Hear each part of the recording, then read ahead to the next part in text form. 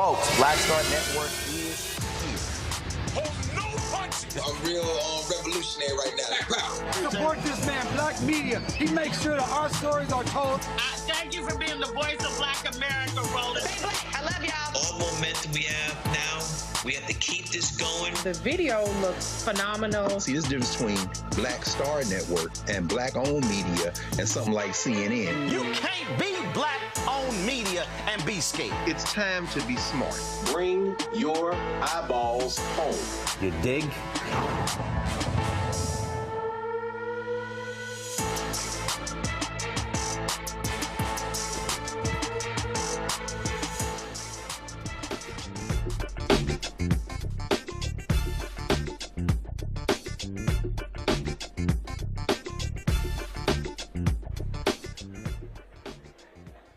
Hey folks, today's Monday, March 2nd, 2026. Coming up on Roland Martin Unfiltered, streaming live on the Black Star Network. Reverend Jesse Jackson honored in the state of South Carolina. Hundreds turn out to, of course, celebrate his life and legacy. We'll show you some of that, including Congressman Jim Clyburn talking about their more than half of a century friendship. Also, war with Iran. Donald Trump says this may last 4 to 5 weeks. Iran, of course, is firing missiles and attacking other countries in the Gulf state. This could drive up gas prices, whether it's oil, whether it's natural gas. We'll talk about the implications of this latest military action by Donald Trump. Also, in today's show, student loan borrowers get a win. We'll tell you about that on today's show. Also, we'll talk about the issue of big election tomorrow. Texas, North Carolina, a lot of things at stake. We'll talk with the Texas chair of the Democratic Party.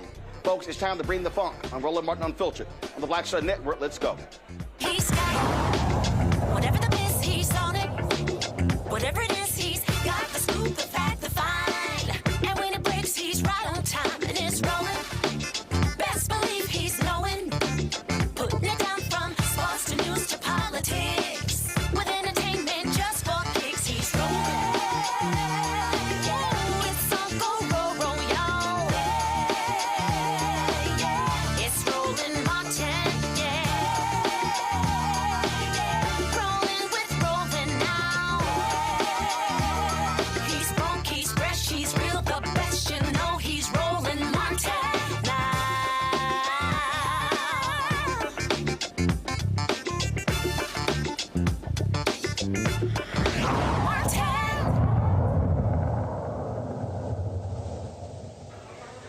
Ask him. Folks, I'm here in New York City where Susan Taylor's National Cares Mentoring Project is having their annual gala. It's also a dual celebration of her 80th birthday as well. We'll be talking with a variety of people who are coming through here. We've, of course, always supported this effort. Of course, this started in New Orleans when we were there after Hurricane Katrina, where the longtime editor-in-chief of Essence Magazine saw the importance of mentoring and begin to launch this project. They have, of course, chapters all across the country.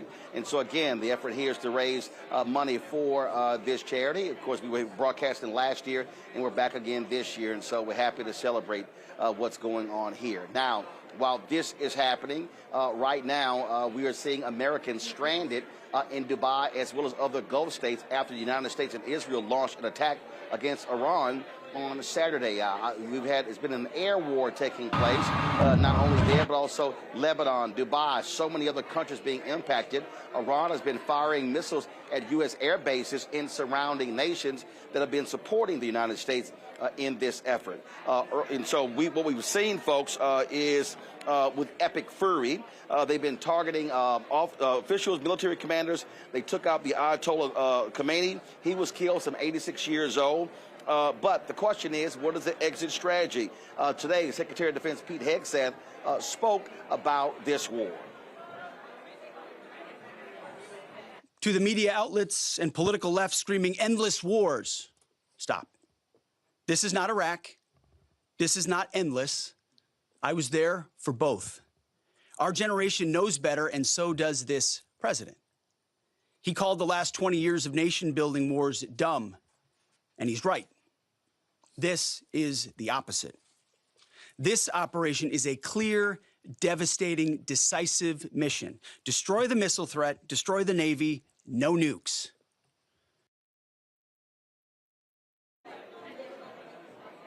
Now, folks, it was interesting, of course, in 2016 when Trump was running, also in 2020 and 24. He often would ridicule Democrats by saying they were going to be taking America to war. In fact, he even tweeted that, oh, if the poll numbers get low, Obama's going to attack Iran.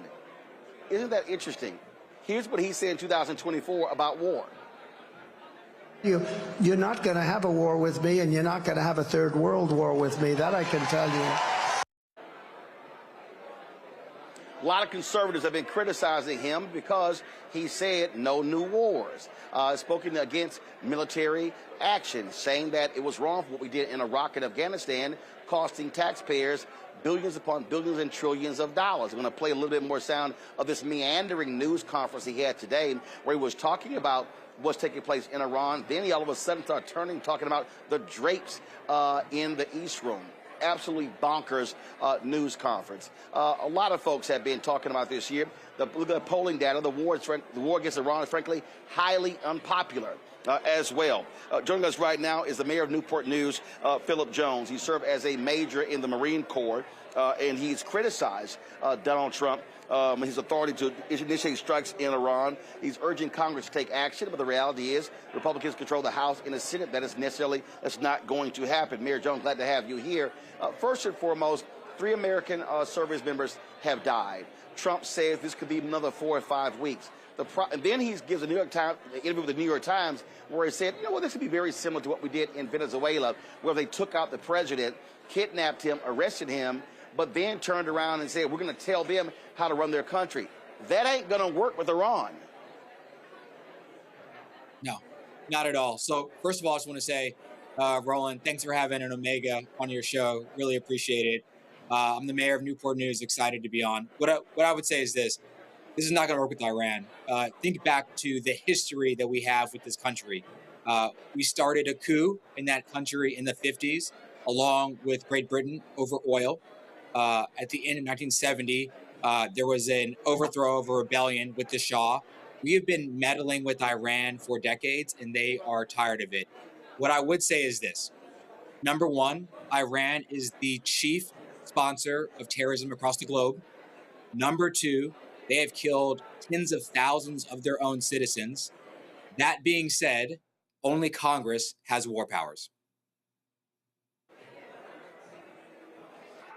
So you said something that I think is critically important, and a lot of people have no idea. As a matter of fact, I saw something earlier today on a social media account, and they talked about how this all began in 1979 when the Iranians overtook the United States Embassy.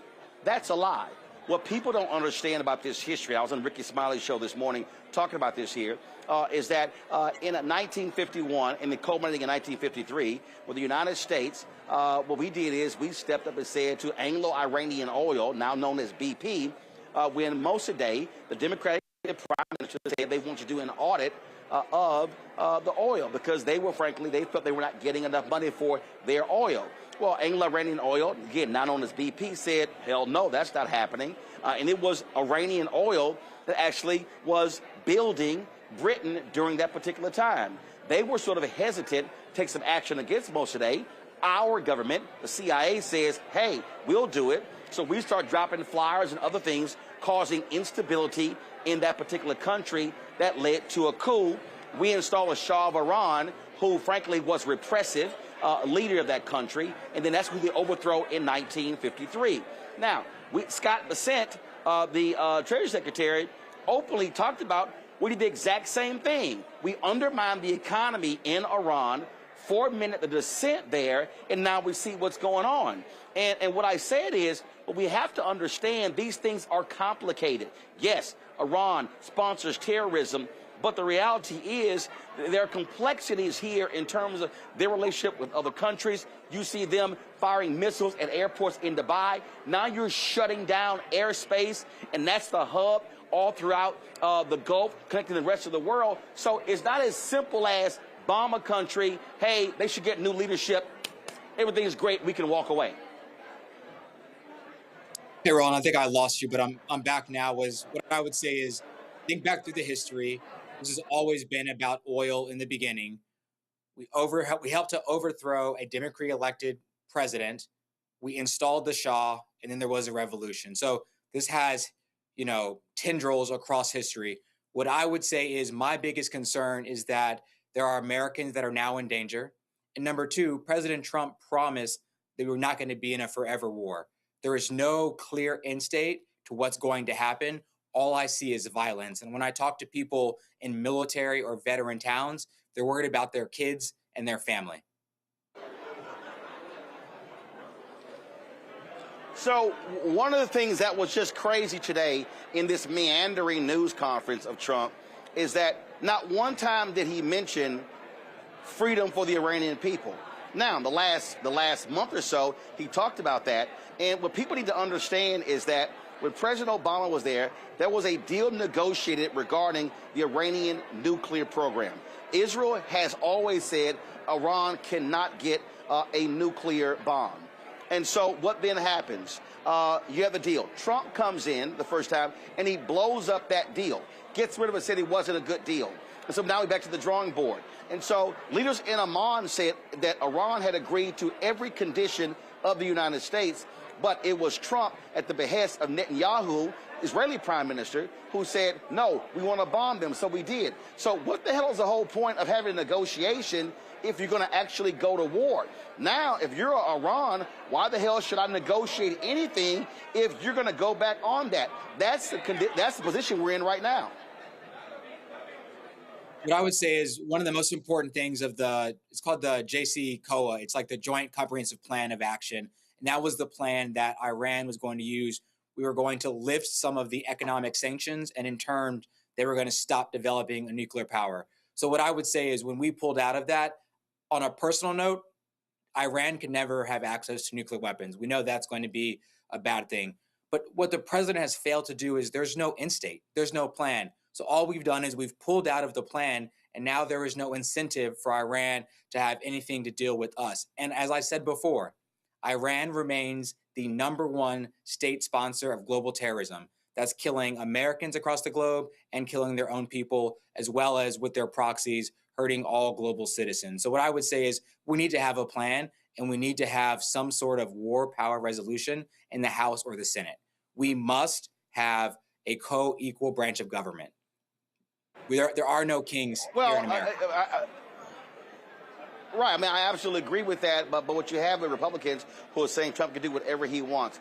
This is what, again, this sort of just all over the place meandering news conference. Here's some of what he said earlier today from the White House.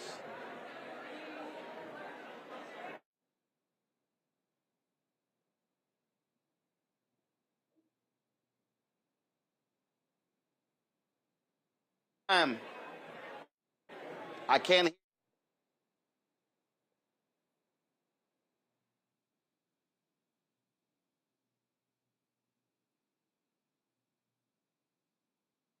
I'm still hearing Trump's soundbite. So are we playing the video or not? I'm still hearing the sound.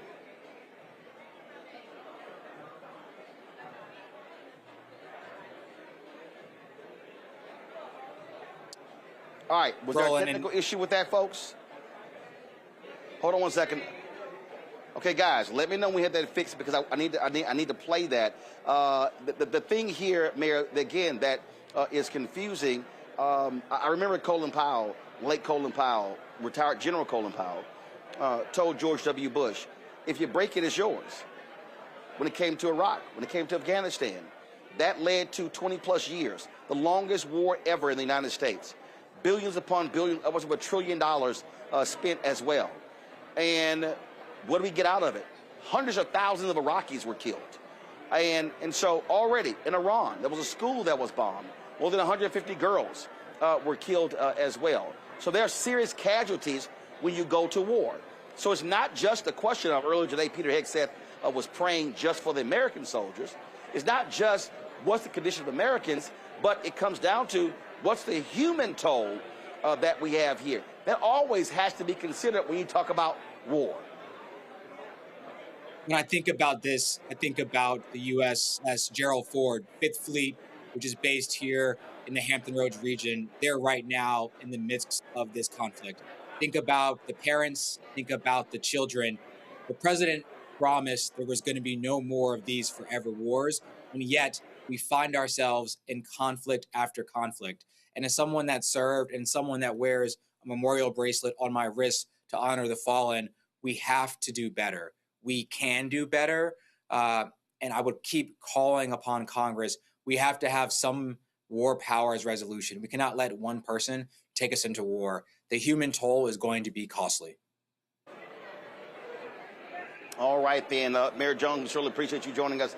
Thank you so very much.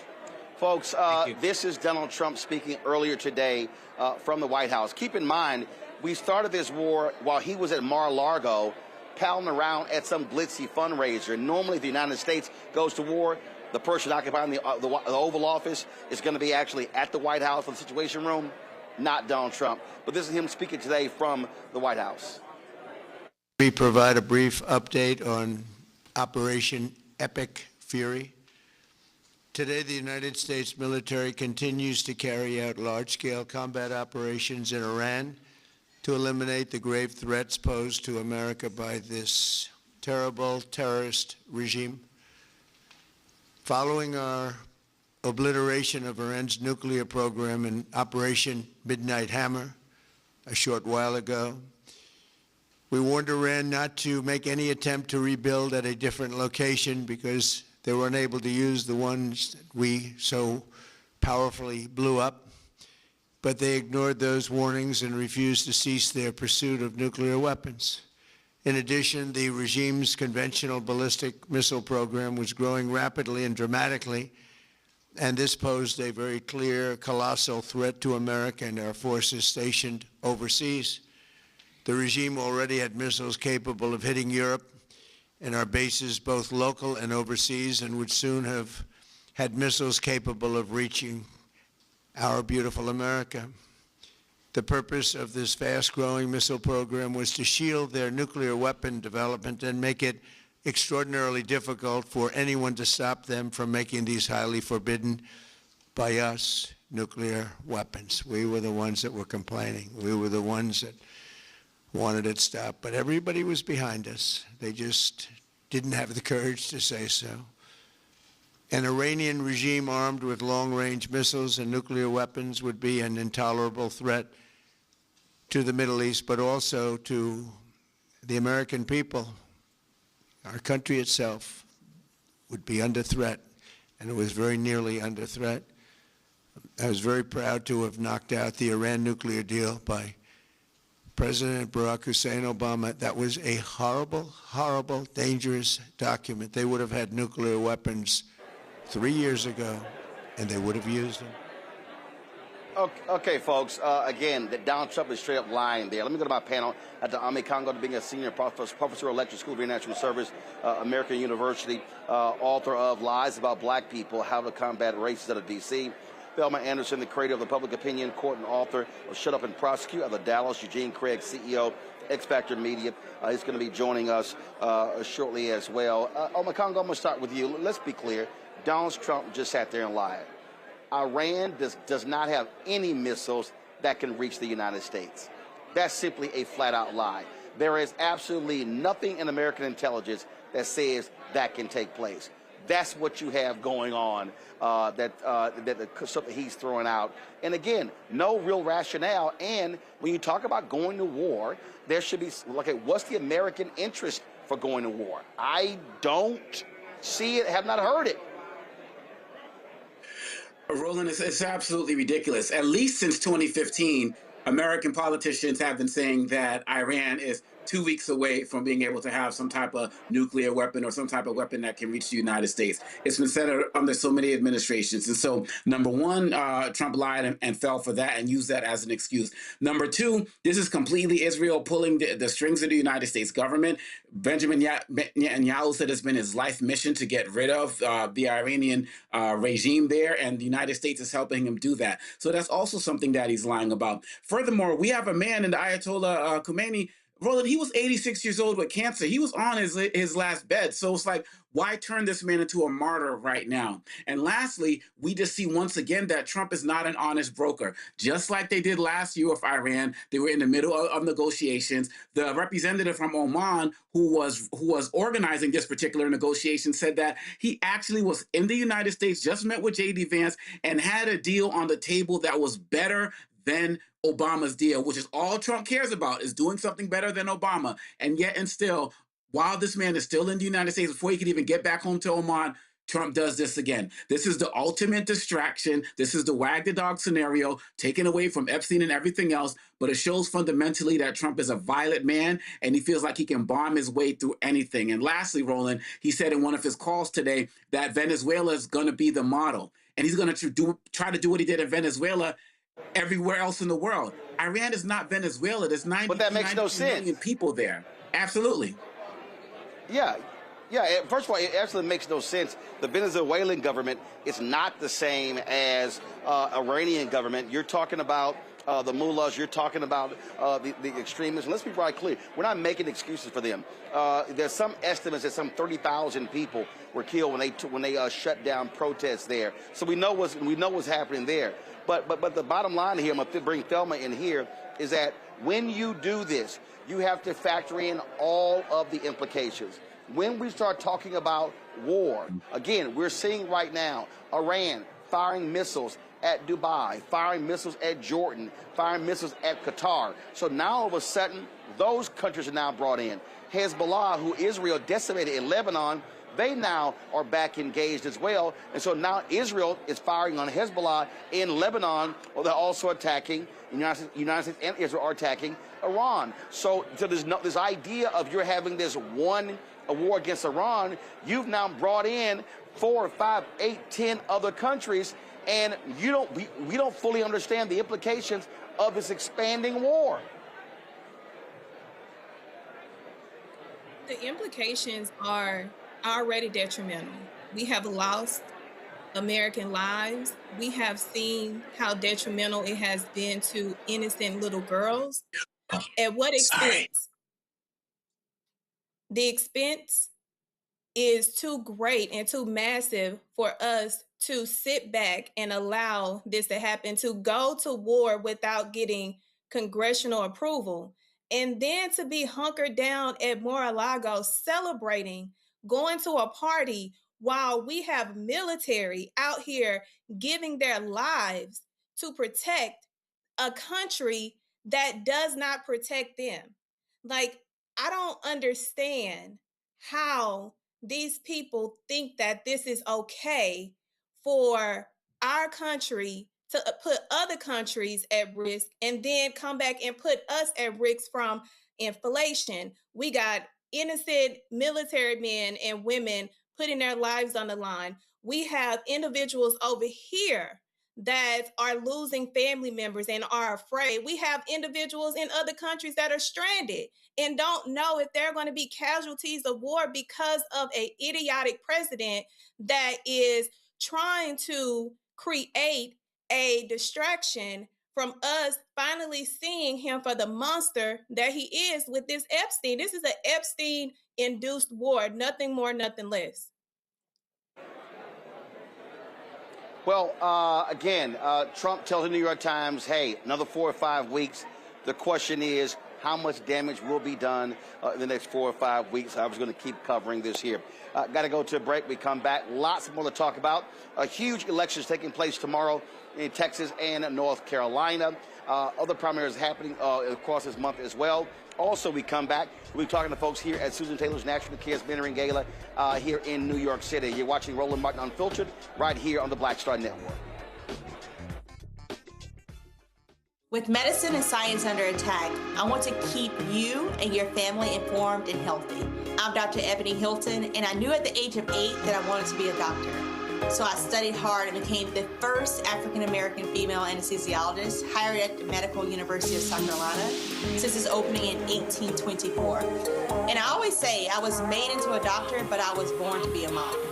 And as a new mom, wife, sister, daughter, and friend, I understand how frightening a medical crisis can be.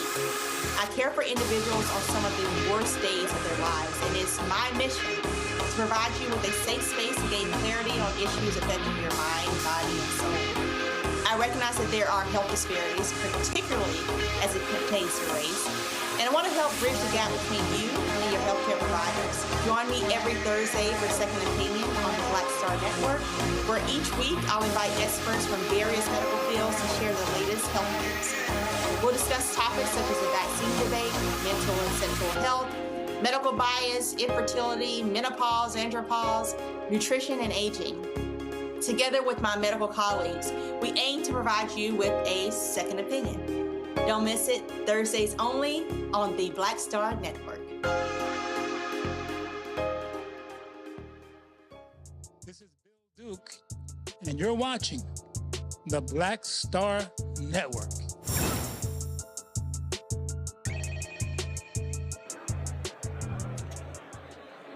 All right, folks, welcome back to Roland Martin Unfiltered. As I said yesterday, first of all, as I said before we went to the break, lots of things happening. Huge election tomorrow happening in Texas and North Carolina. Of course, we're going to be talking about that. Also, let's talk about a huge ruling that came down today regarding the student loan issue. Now, of course, remember President Joe Biden offered significant relief for student loan borrowers, and so that's one of the issues we'll be dealing with as well in today's show. And so I want y'all to stay tuned for all of that. That we want to deal with. But I want to go back to, first of all, has Eugene Craig joined us? Let me know if Eugene has joined us. Okay, so Eugene will be joining. So Eugene will be joining us shortly. And so we'll cover those stories later. But folks, today in South Carolina, all eyes were on that state as a native son returned home, Reverend Jesse Jackson Sr., who passed away, of course, a week before last at the age of 84. Lying in state in South Carolina. There was a ceremony that took place there. A number of dignitaries were there speaking, including Ambassador Andrew Young. Because of the cold in Chicago, he's not going to be able to make the funeral taking place there this Friday, but he spoke there as well. And among those speaking was Reverend Jackson's longtime friend, Congressman Jim Clyburn, and he talked about their relationship and how close they were. Please remain. Jesse Louis Jackson and I attended rival high schools. He up at Sterling in Greenville, I at Mather Academy in Camden. We played football and basketball against each other. Our teams did. Jesse was the star quarterback at Sterling. I was a prolific bench warmer at Mather. But the rivalry was there. He could play and I could yell. And then that relationship extended and even became more intense when he decided to go to North Carolina A&T, and I went to South Carolina State. We had an intense rivalry. But then, independent of each other, we both made a decision to become a member of Omega Psi Phi fraternity. And it was in that brotherhood that we developed a love and respect that lasted throughout the ages. His mother, Helen, was one of my best friends. Jesse and I had to get along because Helen willed it. When I ran the statewide office, she and Lotta Gibson with fried chicken when I was in Greenville. But when I was down in Georgetown, I never shall forget the night we kicked off a big rally in Georgetown. And I looked, and who was walking into the door of that church Helen and Lotta Gibson had driven all the way from Greenville to Georgetown to help me launch my political career. I had no way of knowing that I would live to serve in Congress with their grandsons. And our children, would develop a friendship. When I walked over to speak to Jesse Jr. just a few minutes ago, he says, I've been talking with Mignon, my eldest. This is a friendship that spans generations. I opened the program 2 nights ago, quoting from an iconic pamphlet, words written at the time this country was trying to give birth to itself, 1776. In about 5 months, we are going to be celebrating the 250th anniversary of this country's existence. And I quoted Thomas Paine's famous words when he wrote, "These are times that try men's souls. Summer soldiers and sunshine patriots will, in the crisis, shrink from the service of their country. But he that stands it now deserves the love and thanks of man and woman, for tyranny, like hell, is not easily conquered. Yet we have this consolation with us, that the harder the conflict, the more glorious the triumph. Because Jesse Louis Jackson was not a summer soldier. He was not a sunshine patriot. He stood the times, and because of his efforts, I am able to sit where I sit today. I can remember those battles to get rid of winner-take-all elections. Who precipitated that? Jesse Louis Jackson. And I don't care what anybody may say you to the contrary. Were it not for proportional voting in our primaries, Barack Obama never would have gotten the nomination to be president of these United States of America. It was when we got rid of those winner-take-all elections that Jesse was the precipitator of. I hear people talking all the time these days about proportional voting and how new that is. Ain't new. Jesse gave birth to it all. And so I'm pleased to be here today and to be a part of this service, and thank this family for what they have meant to me and my family. There's an emotional connection.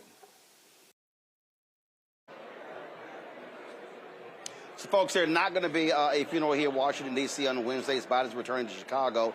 We will be on the ground broadcasting live for Thursday in Chicago. And, of course, the public funeral will be taking place on Friday at the House of Hope, and the private funeral taking place on Saturday there at Rainbow Push. As I said, we're here at Susan Taylor's National Cares Gala. Look who decided to pop on by. Sonny Hostin from The View. She came on by. Sonny, I'm going to go hold that right there. You can hold that right there. I saw you looking all fabulous. Well, you know, we tried to as well. Just slide this way here. I'm usually watching. I got you. Now I'm here same. But we're just talking about Reverend Jesse Jackson Sr. Of course, they've been in South Carolina.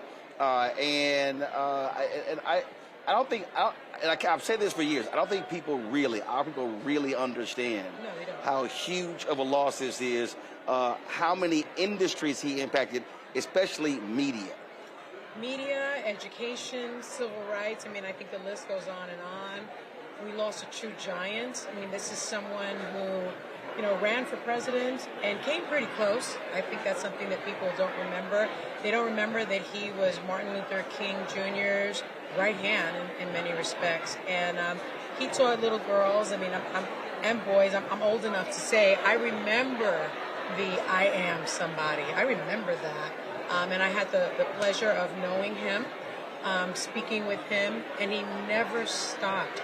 He never stopped just representing us, fighting for us. And it's a huge loss. I actually don't think, not you, but let's say mainstream media, or whatever you want to call it, they're just not doing his legacy justice. Nope. They're not. No, they're not. But that's one of the reasons why I've always said you got to have black-owned media to tell our story, because we can't count on somebody else to tell your story. Absolutely. And perfect. And you do it so well. I appreciate it. I appreciate it. Perfect example, even being here. Look, what Susan Taylor has done. This is a combination of her 80th birthday, but also supporting this effort, and how they have touched so many young folks nationally with mentoring who desperately need it. Yes, with cares. I've known Susan Taylor for a very long time. She's someone that has reached out to me consistently. We talk often, and she supports me in ways that so many don't. When I first took a job at The View, she was one of the first phone calls that I got. And through the years, she has reached out to me, just checking in, asking, are you okay? Mm-hmm. Are you okay? And that's something that we do for each other. You and I do that for each other. I think people forget we worked at CNN together, but Susan Taylor is also an icon, a legend, has impacted me personally, but so many people, so many young people personally, and she continues the work. It's her 80th birthday, right? And she doesn't look like she's slowing down. I don't know. I adore her. That's why I had to be here tonight. All right. Well, son, it's good to see you. All right. Look forward to a great night. Love you, my friend. All right. Thanks a bunch. Lee as well. All right. All right, folks. Sunny Hostin from ABC's The View. Let's do this here. We're going to go to a quick break. We're going to come back. We're going to talk about the huge election taking place in Texas tomorrow, United States Senate race, Republican and Democratic side. Also, don't forget, you've got congressional races. You got Congressman Al Green running against Congressman Mentee after the Republicans redrew the lines. And so lots to talk about. We're going to talk about the Texas Democratic State Chair. Next, Roland Martin Unfiltered, the Black Star Network. Don't forget to support the work that we do. Join our Bring the Funk fan club. If you want to contribute to our fan club, you can Cash App. Use the Stripe QR code. You see it right here on the screen. That's for credit cards as well. Checks and money order. Make it payable to Roland Martin Unfiltered, P.O. Box 57196, Washington, D.C. 2003 70196. Cash, first of all, PayPal, R. Martin Unfiltered, Venmo, RM Unfiltered, Zelle, Roland at RolandSMartin.com, Roland at RolandMartinUnfiltered.com. We'll be right back. I'm Brittany Noble, Midwest-born, HBCU educated with experience in newsrooms across the country. Well, I've teamed up with Roland Martin to bring to you The Breakdown. This isn't just news. It's our stories, our voice, our community. Join me for The Breakdown, Monday through Friday at midday, only on the Black Star Network. What's happening? This is your man, Motown recording artist Kim. You are watching the Black Star Network.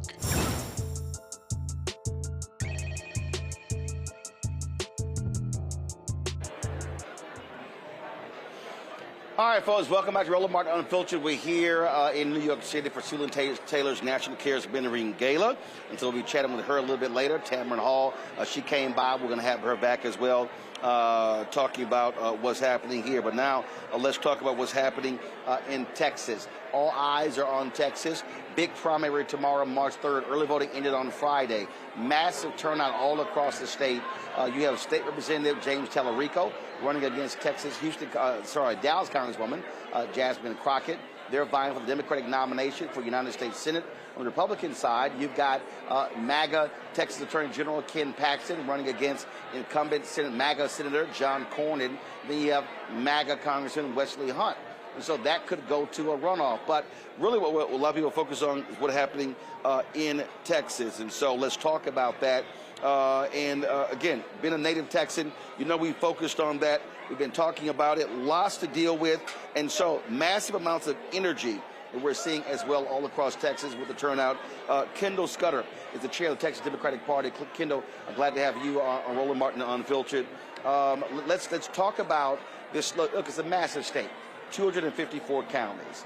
So much attention is obviously focused on the Big Five. Of those Big Five, Dallas County, Harris County, Bexar, Travis, and then Tarrant County, the last large red county.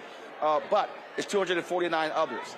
And so it's really important for a Democratic candidate to actually do well in those counties, because typically that's where Republicans have beaten Democrats in Texas, by running the margins up in those smaller but very important counties. That's absolutely correct. And a challenge that the Texas Democratic Party has faced in the past is that they've just been getting out organized. I mean, if you look at the state of Texas, only 36% of our precinct chairs are full. And if you look at the counties, about 20% of them are sitting vacant with no county chair.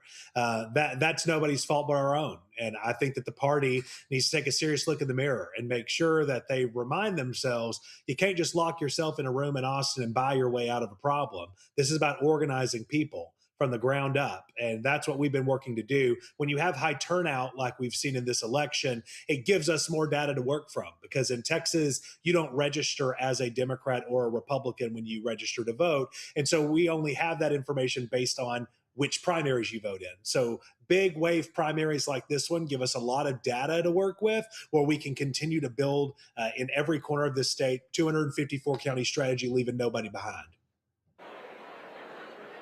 On that particular point, when you say a 254 county strategy, listen, I'm born and raised there. My parents born and raised there. All my family is there. When you talk about people, we talk about working elections. Listen, you've got 2 million or so eligible unregistered Latinos.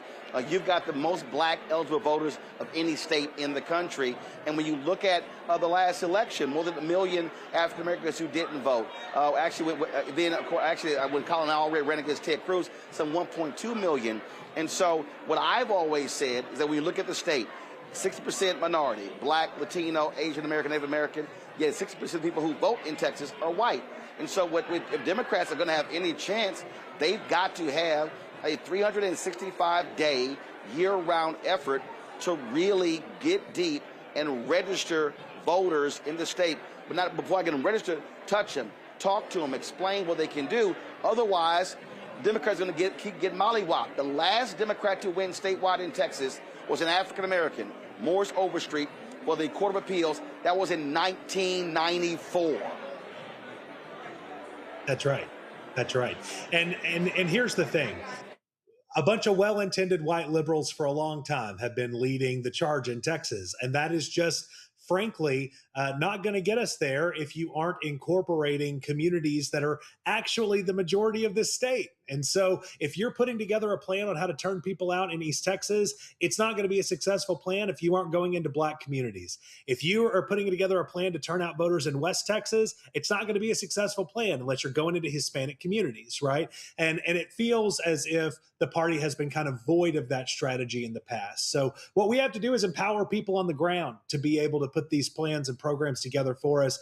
We're going to have 12 coordinated campaign field offices around the state for the first time this year. We've already opened 5 of them. We've got more to go by June. We just launched a $30 million coordinated campaign with funds already secured, where we've already gotten 160 elected official partners around the state of Texas. We're changing the way we've operated in this state, because we can't keep operating like it's amateur hour. We've got to operate like we're a serious state if we don't have a long-term plan, not just for this election, but looking down the line to 2032.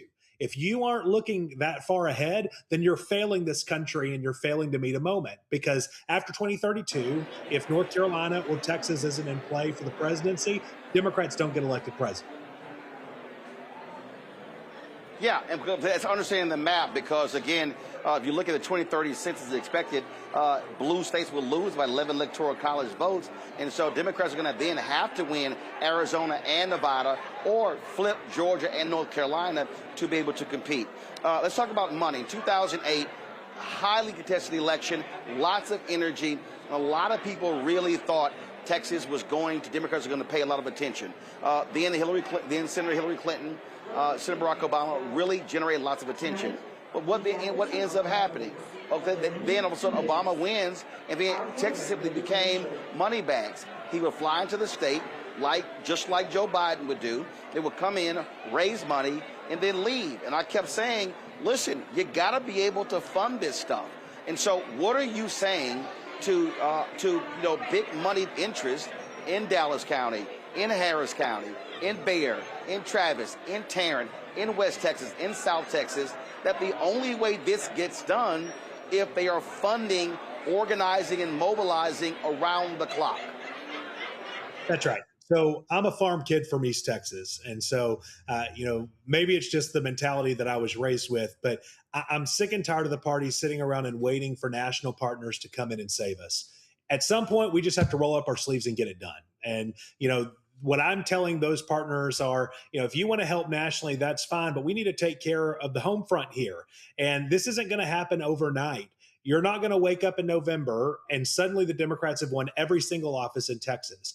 It is going to take cycle over cycle of building this. I think we have an opportunity for some wins this year. I do. If I'm in Vegas, am I putting my money on it? It's probably not probable, but I do think it's possible. But we build now so that we can have success later. If we are constantly funneling the resources we have into TV, that's not building long-term gains. That's not organizing a working class army in every corner of this state. That's not showing up into communities that have felt disenfranchised and ignored by this party for so long and showing them that we are showing up for them. That is how you have to change the strategy on its head in order to find success, in my opinion. Last question I have before I go to the panel with their questions. And look, you've got lots of online stuff going back and forth between Tallarico supporters and Crockett supporters. You've got all of these questions being raised about, well, is she electable? Is he better reaching out across the aisle? You're going to have to reconcile these sides. It's going to be a lot of hurt feelings after tomorrow night once we find out who wins. Are you prepared to do that? Because, again, listen, you got a lot of folks who are African American who are pissed off with stuff a lot of white progressives are saying. You've got Latinos who are upset with comments that Congresswoman Crockett has made. And so are you understanding the role that you're going to have to play to say, hey, I got to keep this thing together with the massive turnout in the primaries? You're going to need that and more in November.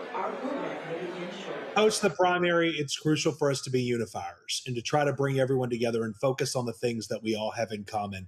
Because absolutely, people in Texas are not used to, Democrats in Texas are not used to having contested primaries. And so this is a new feeling for folks. But I'll remind you, you remember this, Roland, back in 1990, the last really raucous primary we had in this state was Treasurer Ann Richards, Governor Mark White, and Attorney General Jim Maddox. They all ran against each other, calling each other cokeheads and fraudsters, and it was really vitriolic, and it took a lot of uniting, but I'll remind you, the Democrats won in November in that election.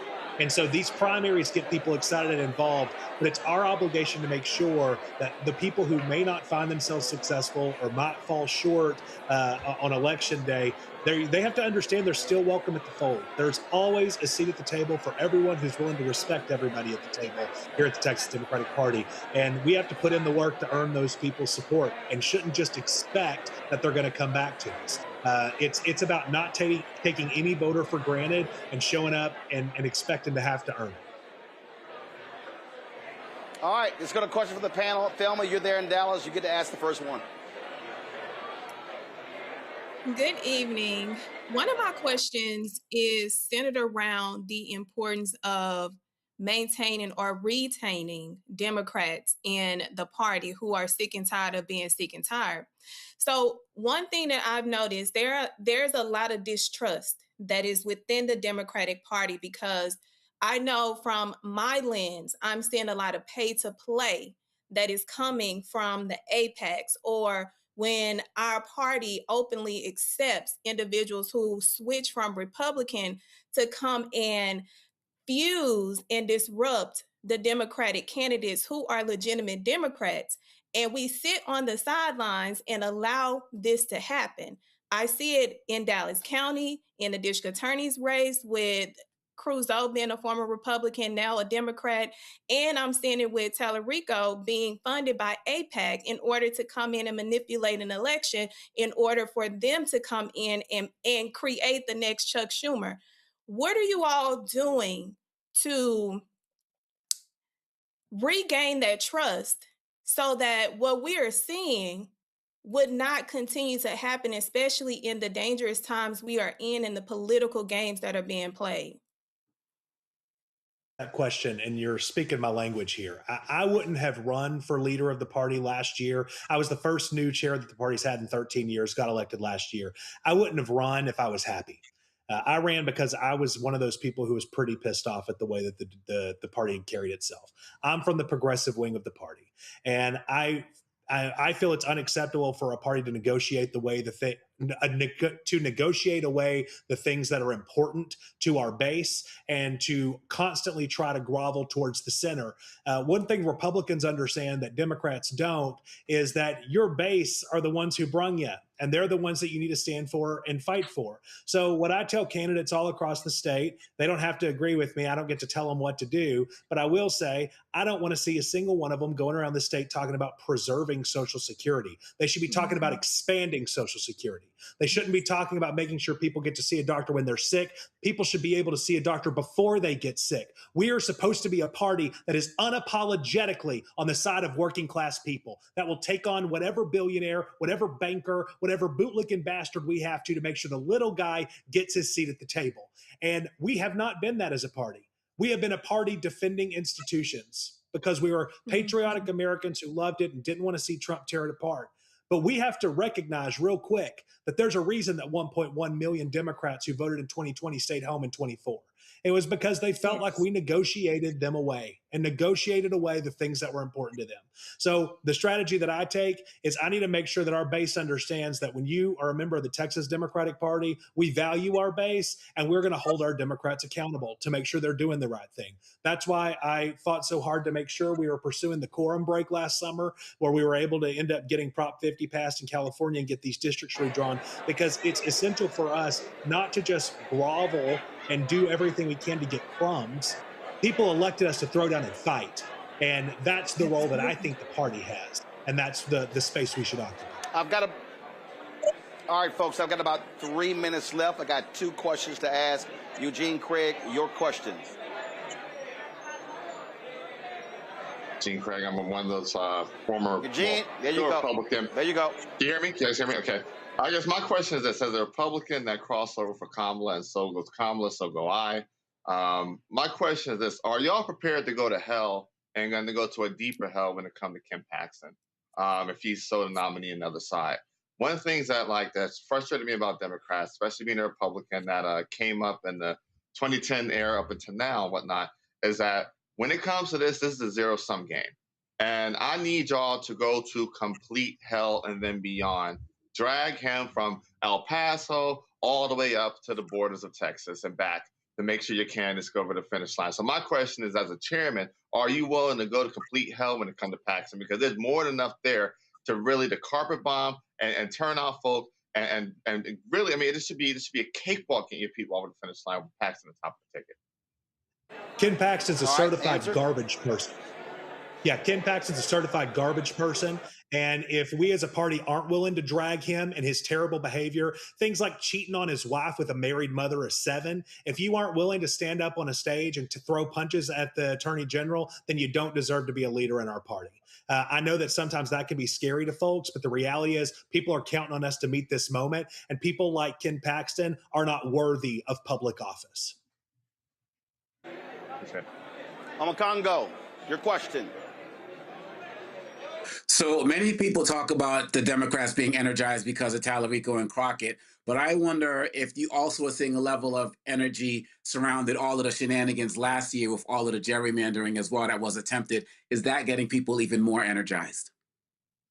I think that Crockett and Tallarico both, of course, have a huge play into things. But I'll remind you that just a month ago, without Tallarico or Crockett on a ballot, we just overperformed the Republicans by 31 points in a district SD9 in Tarrant County and won it.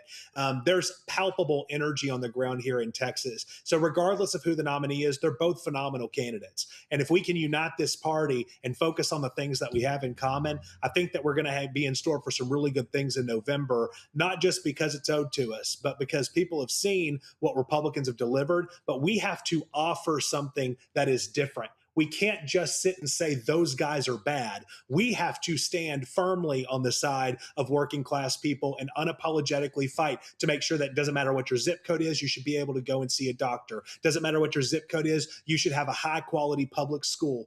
And whenever we start fighting for people unapologetically like that, in addition to how bad the Republicans are, I think that energy is going to carry us to November.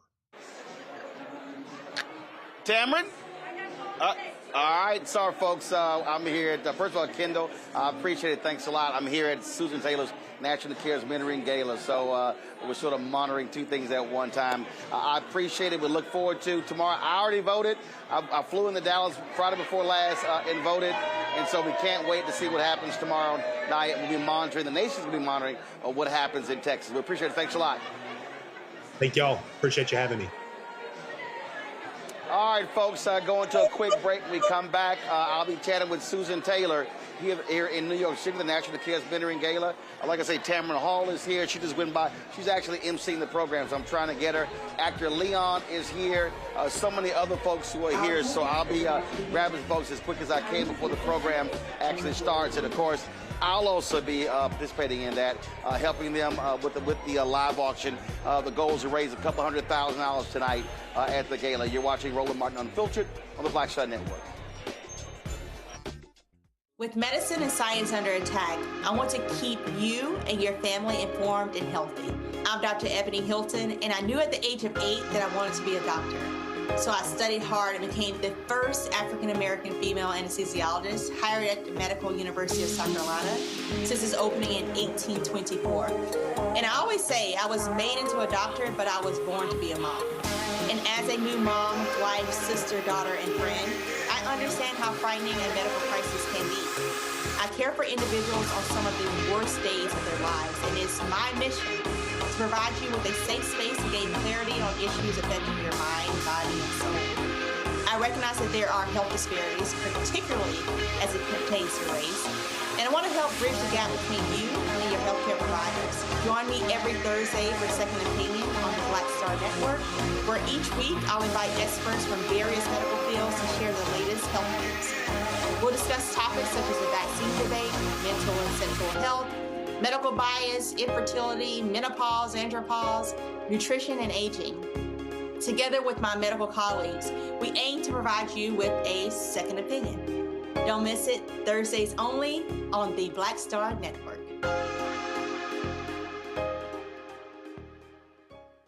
Hey, I'm Malcolm Lee, and you're watching the Black Star Network.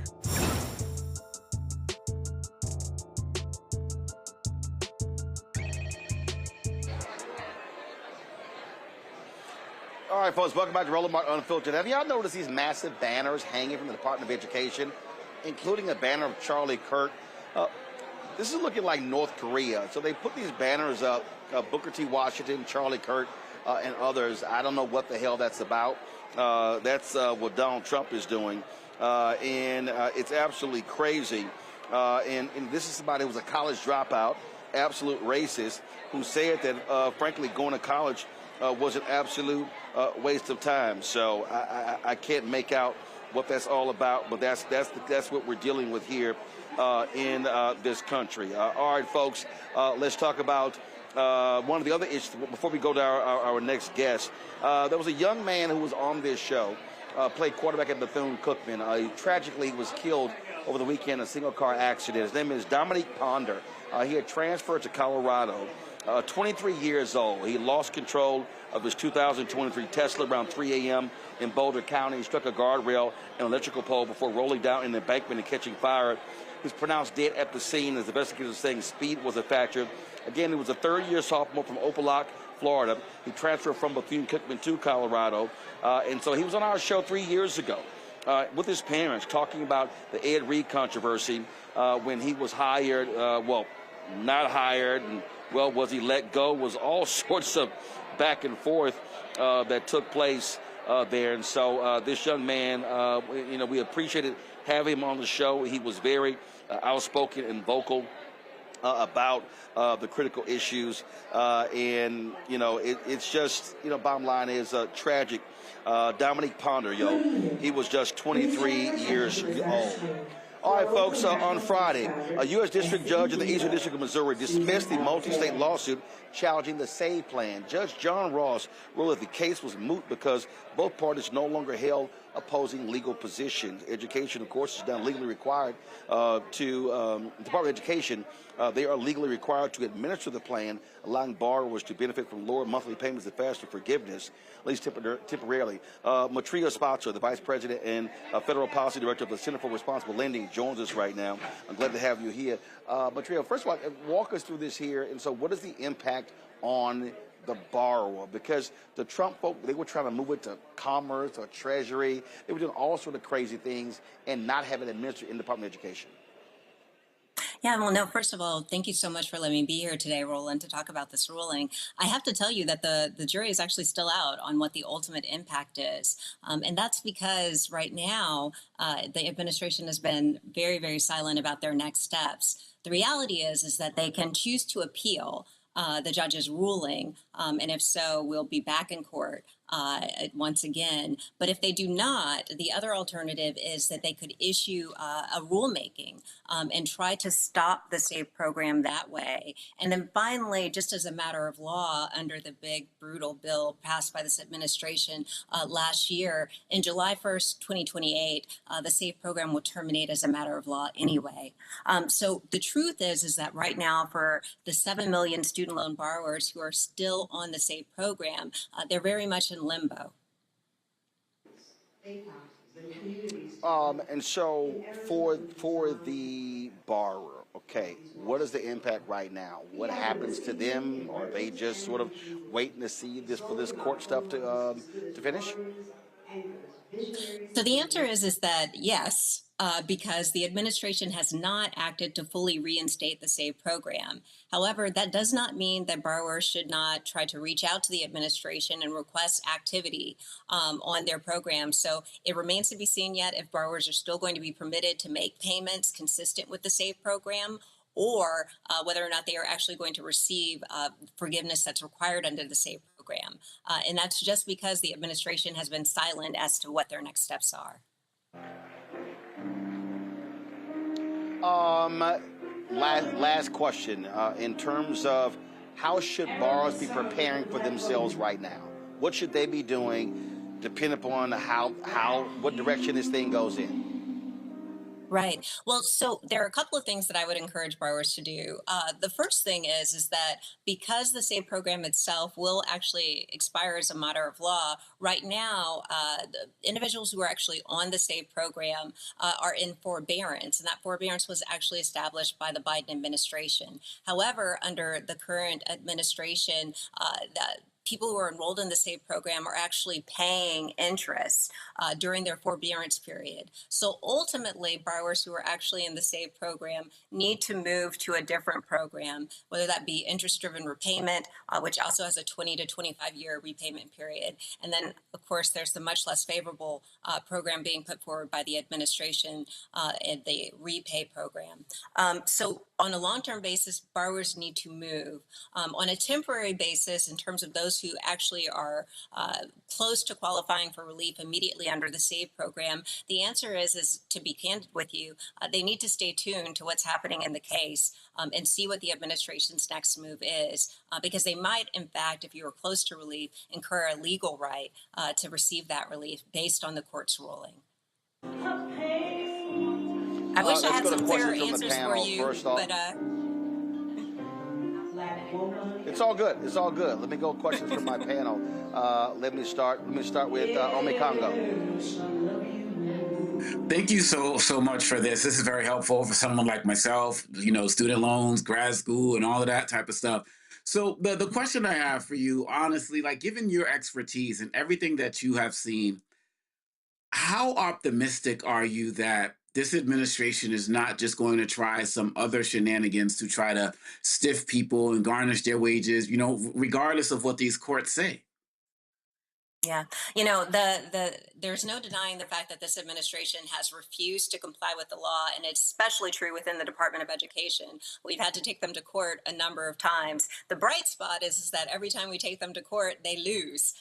And then they're forced to actually comply again. But you're right, they always come up with some sort of ruse. The thing that I would say to you again is if you are close to receiving a relief under the SAVE program, it is really important that you pay attention to the particulars of the case. However, if you have an extended period of time still left on your student loan forgiveness under an income-driven repayment plan, ultimately, because the program itself expires in July of 2028, you need to move to a different program. Thelma. Do you believe that the pressure behind them removing this relief for student loan borrowers were on the racial side of things? Because we know that African Americans carry a lot of student loan debt because of qualification issues, whether it's your parent, you being a first-time college student, or your parents don't have the funds to send you to college, you don't qualify for scholarships. So we know that primarily African Americans or even other minorities utilize the student loan aspect of funding their education. So when I'm looking at it from the outside, I'm like, this seems like this is a target to try to continue to withhold African Americans or minorities to keep them in a melting pot for them to stir in order to keep them depressed into a system that is going to continue to have them in debt. Yeah, no, I think that's a really important point. And there is no denying that this administration has certainly attacked people of color and especially African Americans through all of its DEI policies, and especially its attack on higher education, which interestingly enough seems to be uniform regardless of race. This is an administration that is against higher education in general. But the one thing that I think we have to consider when we think about the administration's policies is that we actually have the highest unemployment rate for African Americans in the United States right now since the pandemic in 2021. There is an affordability crisis that it continues to kind of permeate despite the administration's acknowledgments for almost every American. And you have African Americans who have a higher student loan debt because of the historical discrimination against us and the lack of wealth that we have been able to receive as a result of that discrimination. When you put all of those things together, it creates a perfect storm. And that perfect storm, you're right, has definite impacts for African American families and young African Americans who are actually just stepping out into the labor and employment force. And so on a long-term basis, making modifications to the student loan program, creating an income-driven repayment program that works and is affordable for people has to be the goal. And it is an important component of how we achieve economic mobility and justice in the United States for African Americans. Eugene. In that you're fighting a legal fight, but ultimately the program expires in 2028. Do you think that probably the best solution moving forward is going to be an act of Congress to solidify things? Yeah, and I think that ultimately, obviously, it was an act of Congress that undid the SAFE program, and there's certainly hope that under the incoming Congress, there might be an opportunity to revisit these issues. And then also, to be candid with you, there will be efforts to once again even stop the administration's new proposals in the courts, and we will certainly continue to play a part in that. All right, then. Well, we surely appreciate it. And just keep us abreast of exactly what happens. Thanks a lot.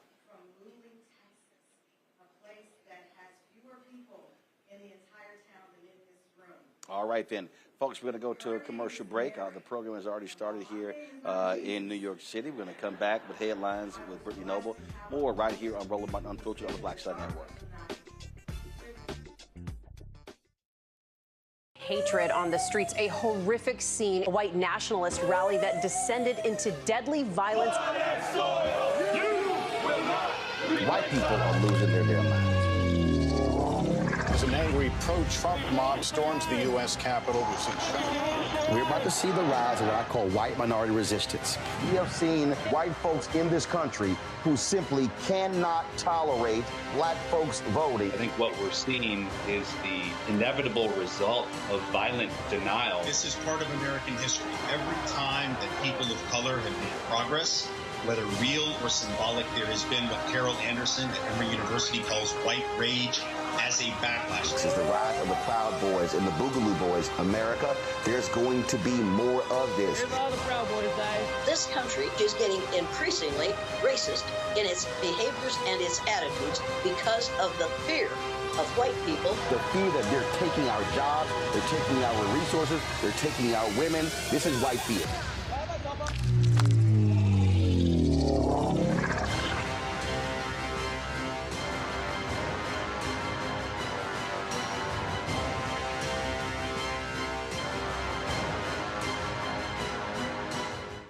With medicine and science under attack, I want to keep you and your family informed and healthy.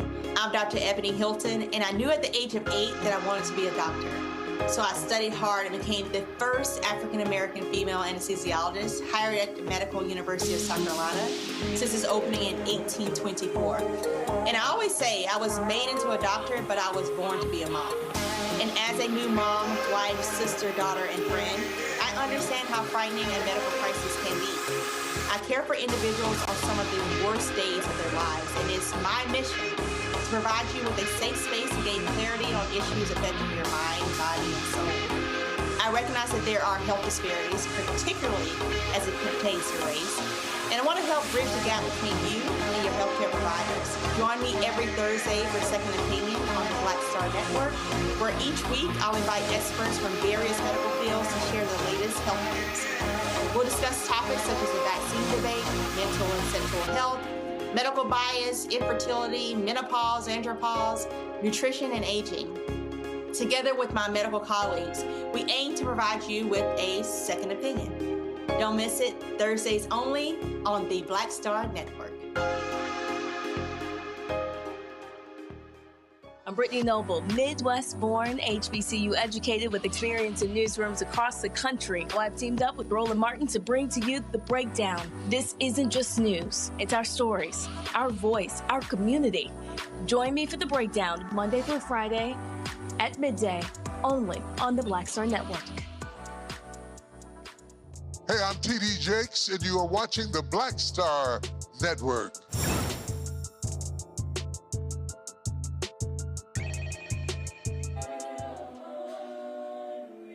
All right, folks, now time for Black Star Network headlines with Brittany Noble. A 2022 survey has identified between 60 and 88 unmarked burial sites in Stafford County, Virginia, believed to contain the remains of enslaved Africans.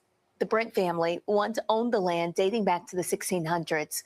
Previous archaeological digs conducted between 1995 and 2002 also revealed additional unmarked graves near a brick wall and along a slope leading to a swampy area. Researchers are currently working to locate historical records and descendants related to the enslaved individuals buried at the site. No excavations will take place without the support of those descendants. In the meantime, the site will be monitored to protect the graves from erosion. Well, more justice for the estate of Henrietta Lacks, the Black woman whose immortal cells revolutionized modern medicine. Novartis, the Swiss pharmaceutical giant, has settled the lawsuit filed by the Lacks estate, which accused the company of unjustly profiting from HeLa cells. These cells were taken from Lacks' cervical tumor at Johns Hopkins Hospital without her knowledge back in 1951. At that time, she was a 31-year-old mother of 5 when doctors at Johns Hopkins removed her cancer cells during treatment. Her cells became the first immortal human cells capable of growing in the laboratory and being reproduced indefinitely. For more than 70 years, lax cells have contributed to significant medical breakthroughs, including the polio vaccine, genetic mapping, and COVID-19 vaccines. Despite this, the Lax family never received any compensation until recently. Johns Hopkins claims that it never sold or profited from the cell lines. Many companies, including Novartis, have patented methods for using them, And this settlement marks the second lawsuit resolved by the Lax estate, which alleges that biomedical businesses have benefited from a racially biased medical system. Well, New York Mayor Zohran Mamdani set the record straight. Black New Yorkers helped build New York City. The mayor spoke with historian and podcaster LaToya Coleman. He admitted to overlooking the contributions of Black Americans in the city in his previous comments, where he said New York was a city built by immigrants. Mamdani, who was born in Uganda to Indiana parents, has taken a stance in support of immigrants and against President Donald Trump's federal immigration crackdown. Civil Rights TV, the world's first 24-hour television network dedicated exclusively to civil rights history, education, and future equity, officially launched on the Connect to Your City streaming platform, powered by Connect to OTT. The network made its debut in Selma, Alabama. Civil Rights TV delivers around-the-clock programming focused on historic moments, cultural education, community leadership, and conversation shaping the future of equity and justice. Viewers can watch Civil Rights TV by downloading the Connect to Your City app on Roku, by streaming it directly on the Connect to Your City OTT platform. Well, the 57th annual NAACP Image Awards celebrated Black excellence across film, television, music, literature, and podcasting. And one film led the night. Ryan Coogler's Sinners dominated the 2026 awards, earning 18 nominations, winning 13 honors during the four-night event. During the ceremony, Coogler and actor Delroy Lindo took the stage to present an award. The pair received an outstanding ovation in the aftermath of what happened at the BAFTA Awards last weekend. Coogler and Lindo made a powerful statement that reminded us what it means to stand in a room where we don't have to explain our humanity. Thank you. Before we start, I'd just like to officially say that we appreciate all the support and the love that we have been shown in the aftermath of what happened last weekend. It means a lot to us. It is an honor to be here amongst our people this evening, amongst so many people who have shown us such incredible support. And it's a classic case of something that could have been very negative becoming very positive. Thank you so much for the support. Well, another actor with a strong message during the event was Viola Davis. She became emotional as she accepted the chairman honor during the show. I like this quote, that the definition of hell is on your last day on earth, the person you became meets the person that you could have become. I say that about our nation. I say that about myself, that there is no becoming until you face the depth and the darkness of your own soul. There is no becoming without healing and without a radical acceptance of one's truth. I know that about myself growing up in poverty. Little chocolate girl with thick lips and wide nose in Rhode Island in 1965. I didn't see hope. I didn't see dreams. I just wanted to be somebody. And Michael B. Jordan also had a good night. He took home a top acting award along with Entertainer of the Year, recognized for his work on screen and his commitment to elevating Black storytelling behind the scenes. Roland? All right, Brittany, thanks a bunch. You know, folks, one of the things that I did, I dropped a video as I was leaving D.C. today on Instagram. And I talked about this idea of when we do things for the culture. You hear that phrase all the time, doing it for the culture, doing it for the culture. And I think one of the issues that we have to contend with is who's profiting from the culture. And this is an important distinction because when we talk about music, when we talk about movies, we talk about entertainment, this is a major thing. And I think what we are witnessing is going to be a serious need for black folk to truly go inward and recognize that we're going to have to really focus on owning and supporting one another. Today, there was an earnings call with Paramount talking about this merger with Warner Brothers. They're going to have some $79 billion in debt. They're going to be combining HBO Max and Paramount Plus. And I'm telling you right now, it's going to be massive job losses. If they are able to go through and they'll be owning CNN, expect job losses. And what I am saying to African Americans, people in music, I'm tired of seeing these videos of black folks who have record deals where they're losing money and say, oh my God, I'm not earning anything from it. We have to stop being the show and we must be the business. So, and we have to really, that has to be our focus and our state of mind. So I want our panel to weigh in on that. Eugene, I want to start with you because if we're not having an owning conversation, that means somebody else doesn't look like us will be owning our music, owning our movies, owning our news, owning all of that. And so I'm tired of this phrase, let's do it for the culture. No, how about we own the culture? I agree. And look, American culture, which in reality is black culture, is America's greatest export.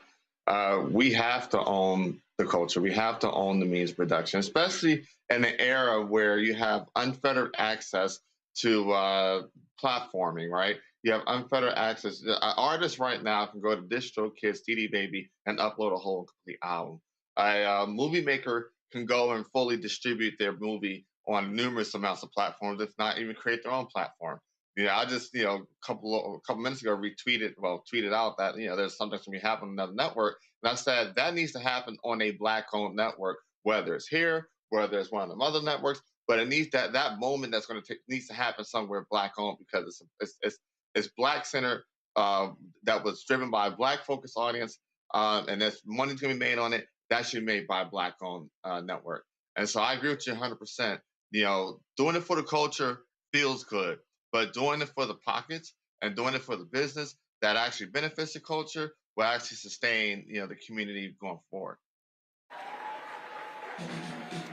Thelma, again, some folks may disagree. They may say, well, it's not always about the money, but here's the whole deal. When I look at these documentaries that are being done about music artists, very often, not black producers, not folks who are owning that. So I'm like, wait a minute. So we got white managers and white executives who are earning the money.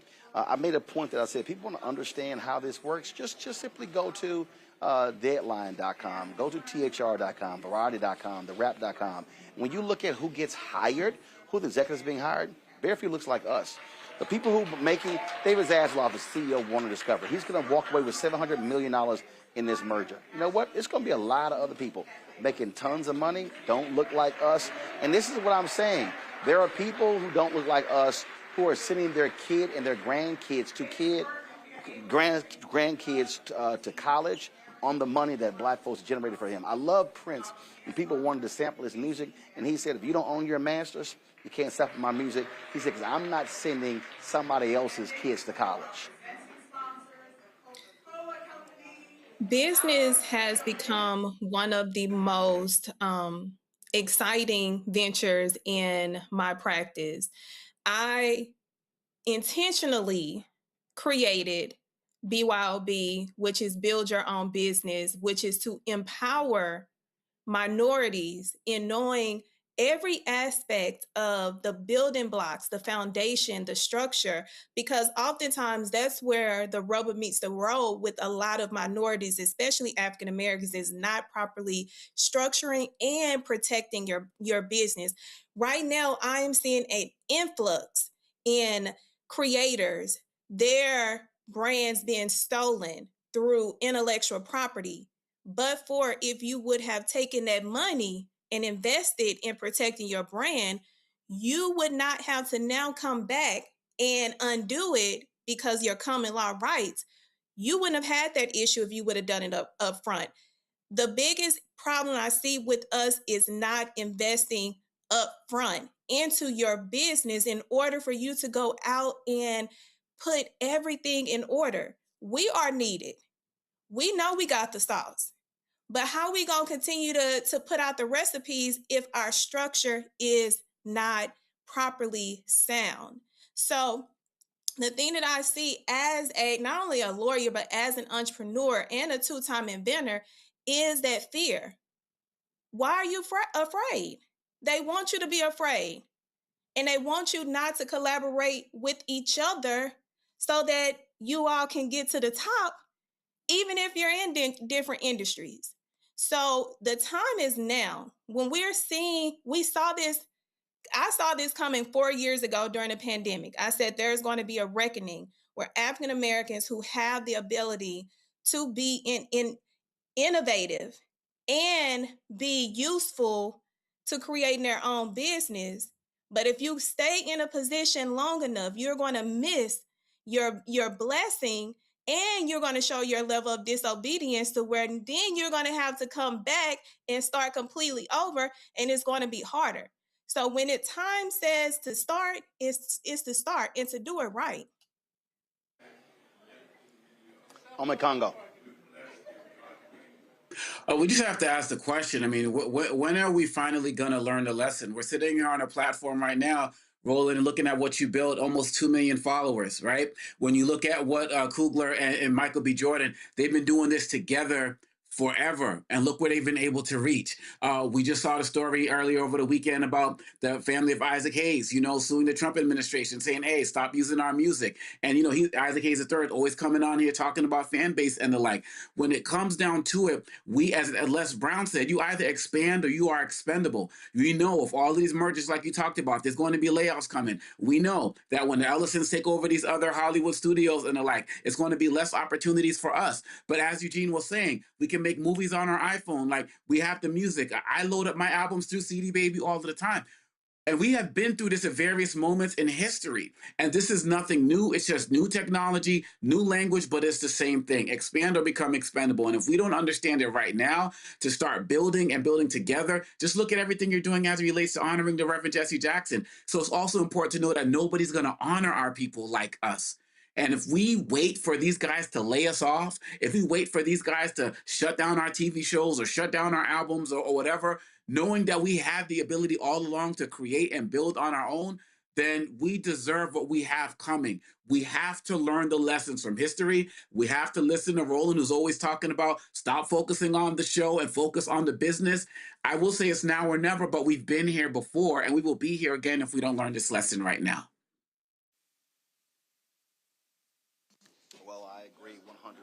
Let me thank our panel, Ome Congo, Thelma, as well as Eugene for being on today's show.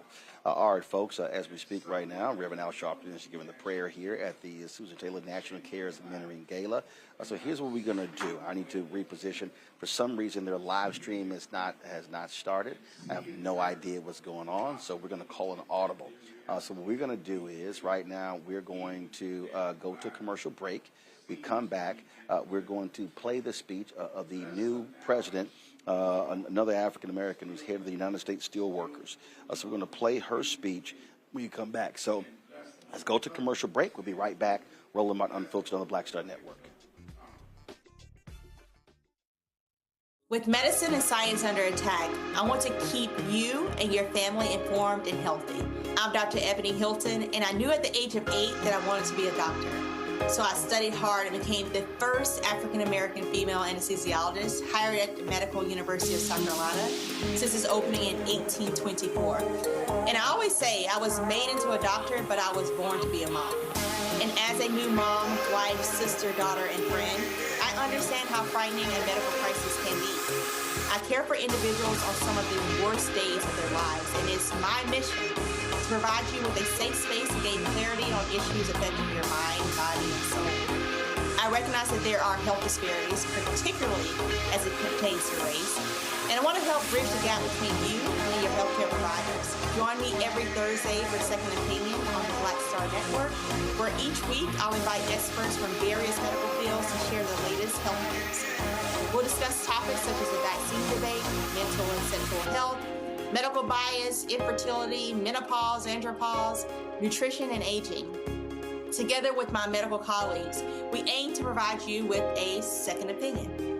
Don't miss it, Thursdays only on the Black Star Network. Pull up a chair, take your seat.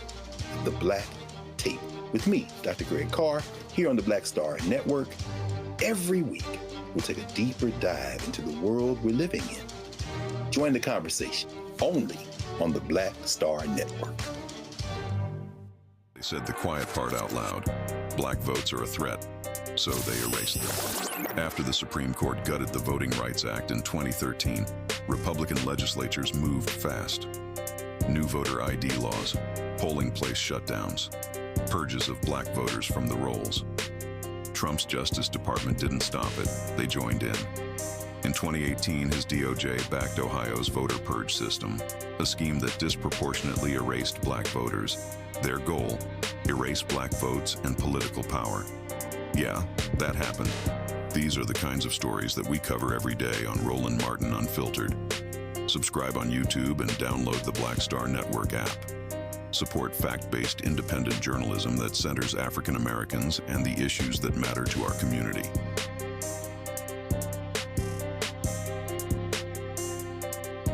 If in this country right now, you have people get up in the morning and the only thing they can think about is how many people they can hurt, and they got the power, that's the time for mourning. For better or worse, what makes America special, it's that legal system that's supposed to protect minorities from the tyranny of the majority. We are at a point of a moral emergency. We must raise a voice of outrage. We must raise a voice of compassion. And we must raise a voice of unity. We are not in a crisis of party versus party. We are in a crisis of civilization, a human rights crisis, and a crisis of democracy itself.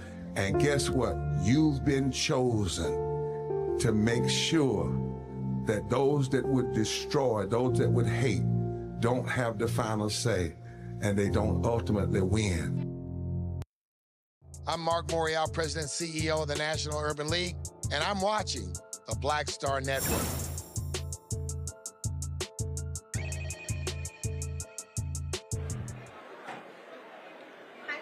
Folks, another major union has a black president. The International President of the United Steelworkers this weekend installed Roxanne Brown as their new president. She becomes the 10th international president, taking the helm of North America's largest industrial union, founded in 1942. She was elected last fall to replace David McCall, who did not seek re-election and was serving as president since September 2003.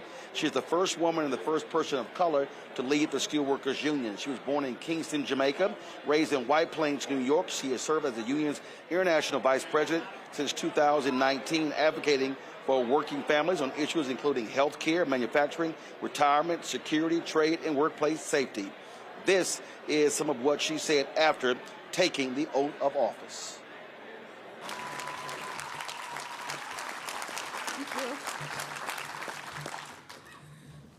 Woo! Need a moment to take it all in and manage the tears coming out of my eyes. All right, Steelworkers, are y'all ready? Are y'all ready? Who are...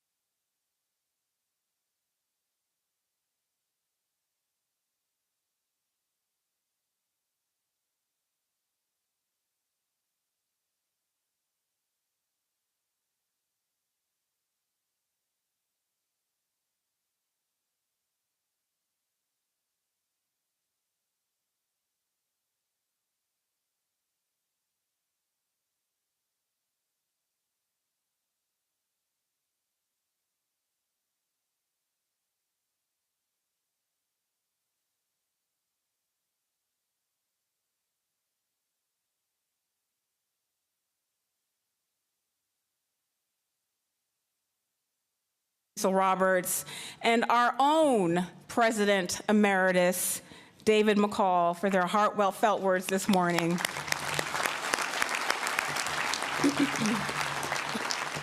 You all inspired us, and you gave us some much-needed history. Thank you for being a part of this historic installation. And thank all of you. This room is literally bursting at the seams today with USW members and staff and family, friends, presidents from other unions, members of Congress. I think I saw my own member of Congress, Chris DeLuzio here, and Summer Lee, member of Congress, and other elected leaders and former government officials. We can't tell you how much it means for us that you would join us on a Sunday to celebrate the installation of our executive board. Thank you all so very much. I can't name all the names, but I see you all, and I just really appreciate it. You know, I have been really blessed to be a part of not just this union, but this movement that we all love so much, the labor movement. And as you can see, we're a family. And it's the most unexpected family. When I first came to this union at 19 years old, never could I ever have imagined that I would be standing here 27 years later, having been installed as the 10th international president of this union.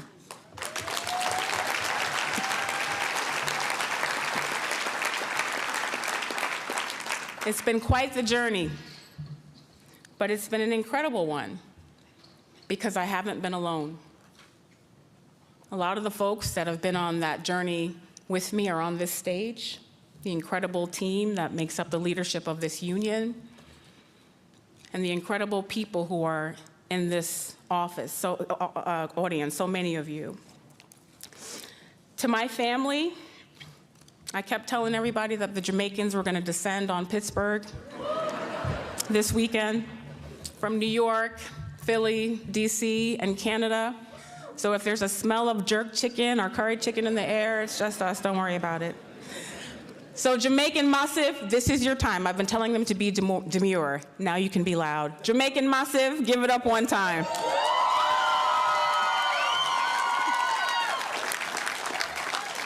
Good.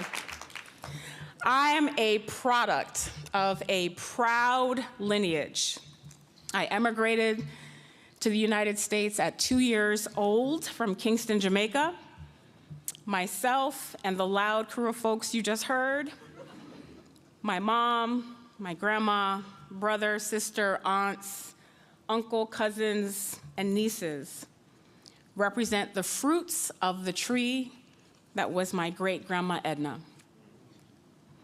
She came to the US first. She was our tether here to this country. She came in the 1970s by herself with a dream, the same dream that every immigrant that comes to this country has.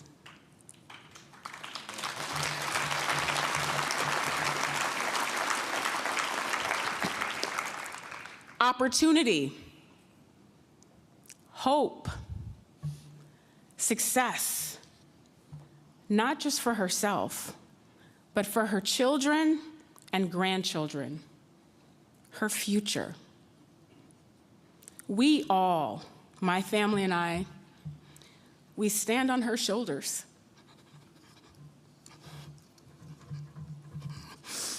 She was a tough, smart, strong woman. And she embedded in us the values of hard work, faith, and family. And she expected us to shoot for the stars.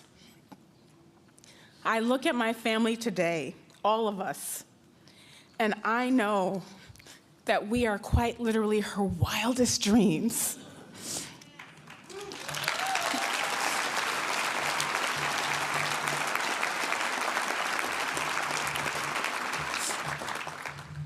And I know that she's here looking down on us today.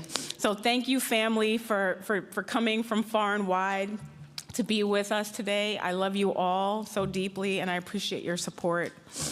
My husband often calls the women in my family the generals or the Amazons. I'm not sure why, but whatever. And 3 of them are actually here today. My grandma, my cousin Sandra, and one of the chief generals is my mom, Rosie Brown.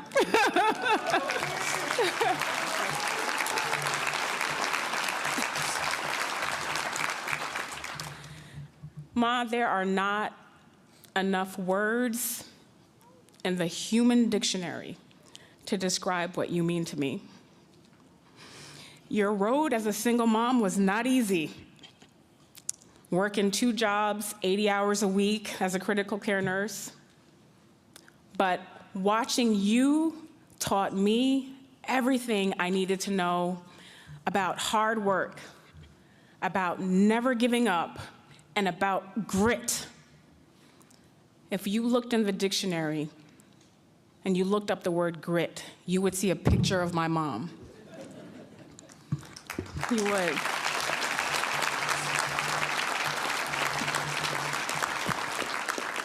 Thank you for all the sacrifices you made for me and my little knuckle-headed brother, Enrique.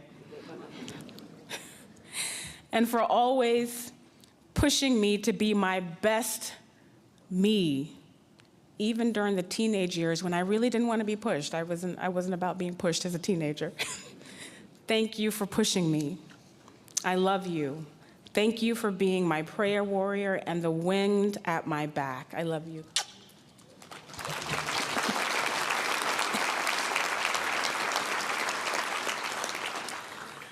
Dwight Brown, you are my rock. You've had a front row seat to this journey. A little after we began dating when I was 19 and he was 20, he started calling me meal ticket. But he like sings it, meal ticket. And he's been calling me that ever since. And it's a silly phrase with strong meaning. And what he was telling me from the beginning is that he saw something in me that I had yet to see. And he spent the last 28 years cheering me on in my best moments, lifting me up in my hardest moments, and reminding me who I am in those doubtful moments. None of this would be possible without you, babe. I love you so much.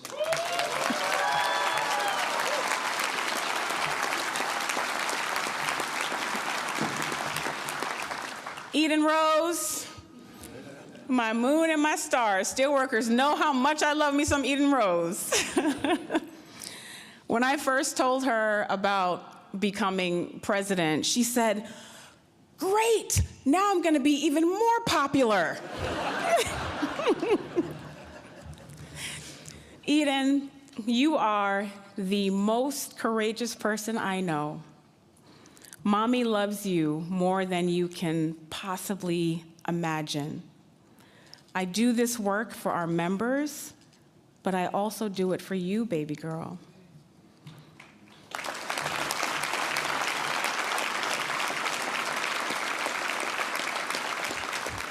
I want you to always know your power.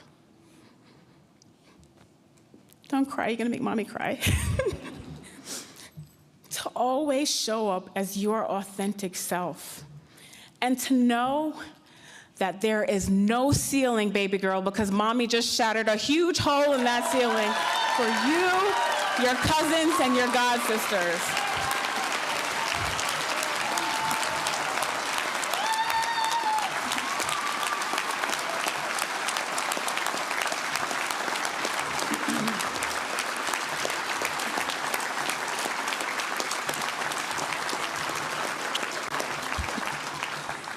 To my labor family from other unions and my fellow executive council members on the AFL-CIO, I see some of you who traveled from far and wide to be here, thank you for the support. So many of you are active and passive mentors, and you have been so tremendously generous with your time and your tutelage over the years.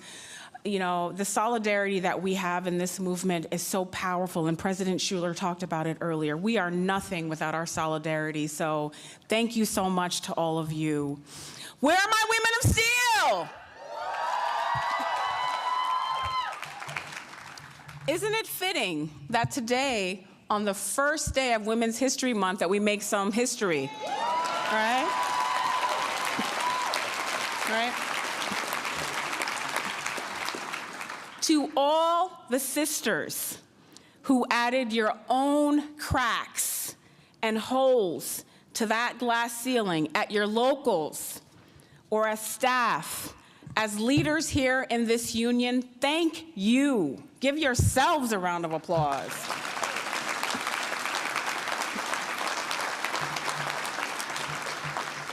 The last time, and Dave, and I think a lot of folks on the executive board will remember this, the last time that we held an installation at this hotel, our former president, Leo Gerard, was being installed. And during his remarks, he said he looked forward to the day when a woman would leave this union at this hotel, and that was the last time that we had an installation here. That was something that Leo always talked about, and he didn't just talk about it. He meant those words, and he took actions to support them.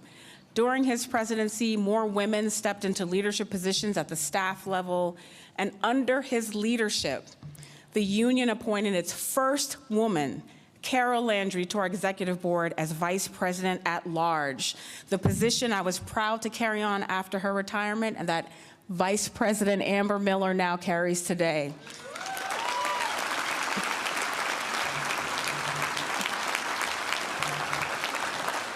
And Carol, I was gonna ask where she is. There she is, Carol Landry. I love you, sister. Carol, thank you and other phenomenal women of steel like Kathy Drummond, Holly Hart, Ginger Hartman, Marianne Weston, Leanne Foster, Ann Fleener, Lauren Horn, Maxine Carter, and countless other women.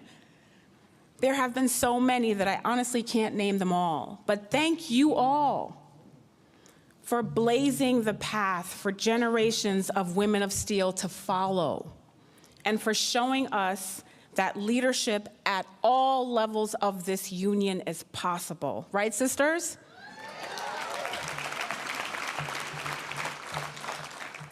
Are the steel workers in the house? Are the steel workers in the house? To the steelworker membership, there is no executive board. There is no union without you, period, full stop.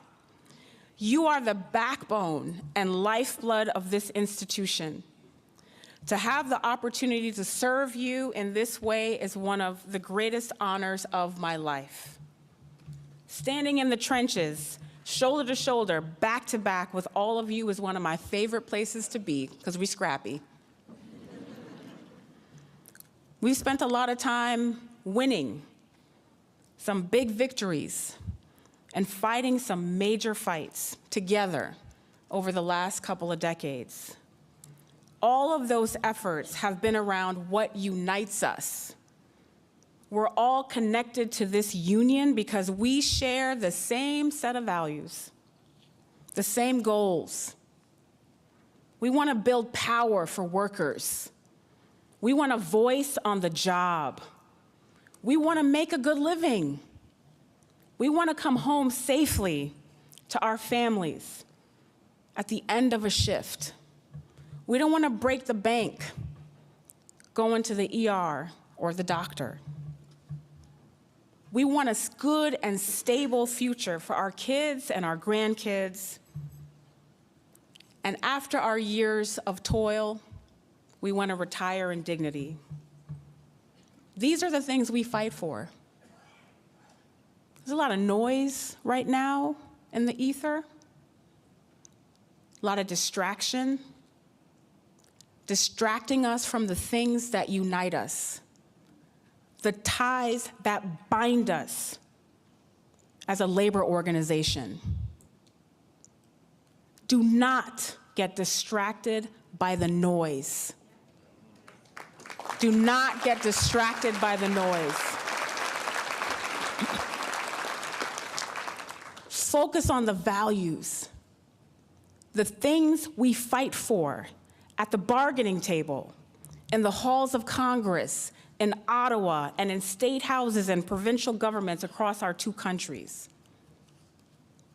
I wouldn't be honest, right, if I didn't acknowledge that a lot of these values are under attack, with more challenges likely ahead. We got a lot of work to do. There is always an unknown element to the future. But here's what I know: that together, united, we, the steelworkers, can take on any fight, any challenge, and any foe. Am I right? It's what we do. Together, we can build the future we're all fighting for, one that reflects our values. So it's more important than ever that we move forward together in unity as a union to build that future. So what does that look like? Growing our ranks.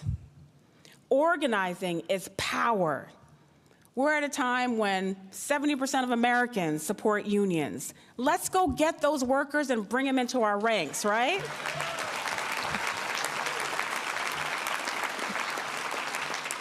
Bargaining strong contracts. Collective bargaining is our bread and butter. It's how we make gains on things like wages, benefits, and health care. We all know this is a major bargaining year across a lot of our sectors, and a lot of our major bargainers are sitting right here behind me and beside me. We're gonna work in solidarity to get our just due at those tables, are we not? Yes? Education. One of the most powerful forces is an educated union member. We're going to continue building on our educational and membership engagement programs to continue to build power for our union, and legislative action. Taking our voices and stories to legislative bodies in both our countries is one of the best ways to support and protect policies that further our core values and to fight those policies that attempt to weaken them. So we're going to continue to advance programs like Rapid Response under the direction of Vice President Miller. That's what we're going to do. This family is the work of the union. I know that together, there is nothing we cannot accomplish. We are a strong, proud, powerful union. And united, nothing can defeat us. Nothing. So are y'all ready? Are y'all ready to get to work? Are y'all ready to get to work? One more time. Who are we? Who are we? What do we do? What do we do? All right, let's go get them. Thank y'all.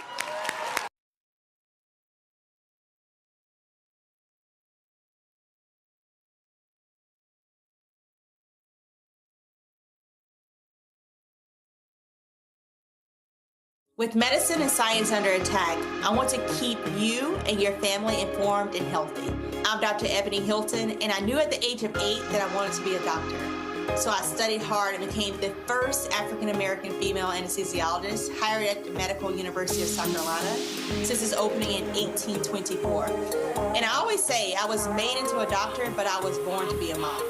And as a new mom, wife, sister, daughter, and friend, I understand how frightening a medical crisis can be.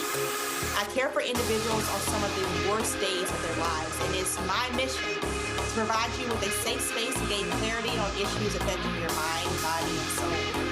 I recognize that there are health disparities, particularly as it pertains to race, and and I want to help bridge the gap between you and your healthcare providers. Join me every Thursday for Second Opinion on the Black Star Network, where each week I'll invite experts from various medical fields to share the latest health news.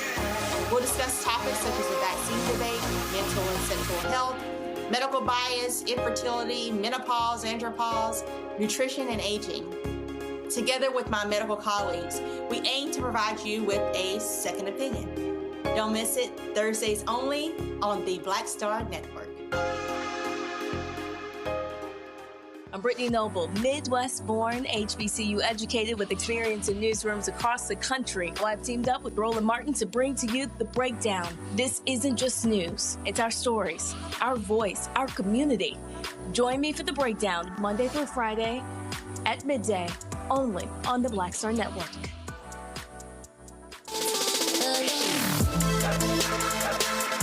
Hey y'all, welcome to The Other Side of Change, only on the Black Star Network and hosted by myself, Bria Baker, and my good sis, Jamira Burley.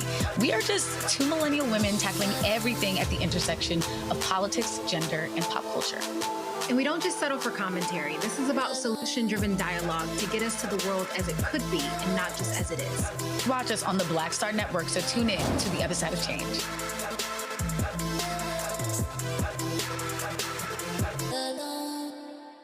Pull up a chair, take your seat. The Black Tape with me, Dr. Greg Carr, here on the Black Star Network. Every week, we'll take a deeper dive into the world we're living in. Join the conversation only on the Black Star Network. Violent white supremacy is, quote, the most persistent and lethal threat in the homeland. The greatest terrorist threat to the homeland is the homegrown violence stream, including hate crime committed on behalf of some kind of white supremacist ideology. They are coming after everything in Black America. MAGA and Donald Trump are specifically targeting Black America. They are going after the money. Attack Black Lives Matter. Attack critical race theory. Attack woke, DEI. MAGA wants to defund Black America. This is a perfect example of their desire to completely degrade and de-emphasize Black people.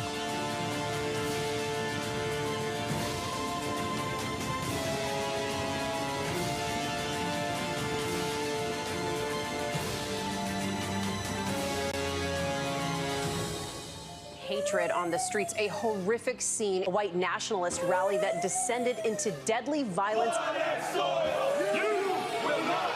White people are losing their damn minds. As an angry pro-Trump mob storms the U.S. Capitol, we've seen showdown. We're about to see the rise of what I call white minority resistance. We have seen white folks in this country who simply cannot tolerate Black folks voting. I think what we're seeing is the inevitable result of violent denial. This is part of American history. Every time that people of color have made progress, whether real or symbolic, there has been what Carol Anderson at Emory University calls white rage as a backlash. This is the rise of the Proud Boys and the Boogaloo Boys. America, there's going to be more of this. Here's all the Proud Boys, guys. This country is getting increasingly racist in its behaviors and its attitudes because of the fear of white people. The fear that they're taking our jobs, they're taking our resources, they're taking our women. This is white fear.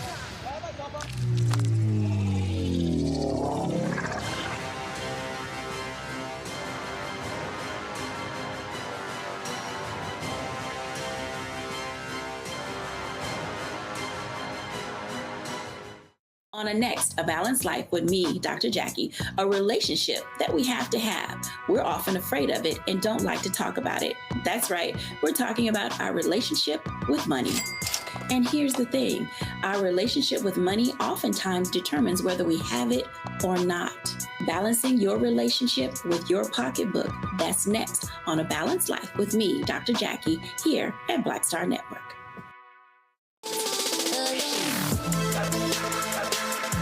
Hey y'all, welcome to The Other Side of Change, only on the Black Star Network and hosted by myself, Bria Baker, and my good sis, Jamira Burley. We are just two millennial women tackling everything at the intersection of politics, gender, and pop culture. And we don't just settle for commentary. This is about solution-driven dialogue to get us to the world as it could be and not just as it is. Wanted it on the Black Star Network. Got them. Okay, now please turn your attention to the screen, and together let's show our love for the women who made us. The women who made us. Their names roll off the tongue like a river, whose ancient current has carried us through rapids, over falls, through inundation and drought. Warrior women who walked the high ridges and riverbanks, hands knowing every healing route. These are the women who made us, born of necessity, mothers of invention. They wrote themselves into history, witnesses to the worst. By lamplight, she was a mirror in verse. Freedom is not a destination. It is a direction, a compass in a world designed to confuse you. They crashed the gates of academia and commandeered the printing press, named white crimes when it was dangerous to do so, turned hot combs and pomades into entrepreneurship, turned outlawed learning from risk to a refuge, and refuge into an army on the march. She wielded power at uncommon heights. She walked into a schoolhouse and into history, holding our children and daring the state to show its face. They rallied the grassroots along the Tallahatchie, where a boy was beaten and drowned. His mother, braving an open casket, showed us the face of the nation's hate. They can't be reduced to a single bus seat. Sitting unmoved was a gangster maneuver, a flashpoint igniting movement. They kept vigil when grief might have swallowed the future, turned mourning to movement, cultivation, scorched earth to ripening fruit. In a nation built on buying and selling, she was unbought and unbossed. For her, the skies were no longer the limit. She took the measure of human aspirations, and with math and science, put possibility into orbit. They mined language to unearth the truth and gave us back our voices, elevating unlettered speech to lyric poetry. A melody, a confrontation with conscience. Patience is not always a virtue. Her blistering dissents bring balance back to the biased scales of justice. Each bend in the river has brought forth a first, with the certainty that others would follow. These are a few among the many who made us, the proof and promise of a river that flows into a vast constellation of names. A river that is calling to us. The women who stand in the gap today, who hold the line when systems fail or function as intended. Women who mentor, lead, teach, protect, who raise the next generation into possibility. Women whose modest drop in the bucket adds to a river, an ocean, a night sky full of names. So listen, feel the current at your back, then join in the flow. Because the women who made us are making us still, and for them, we are filled with gratitude.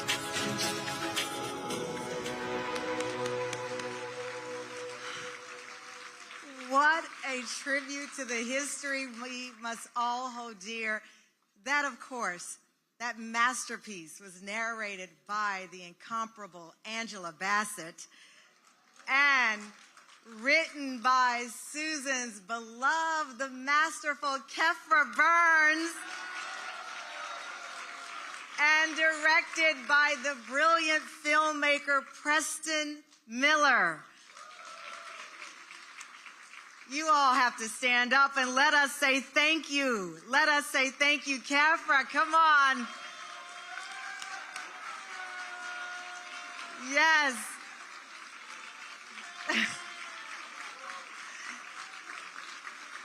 You did so right by the women who made us.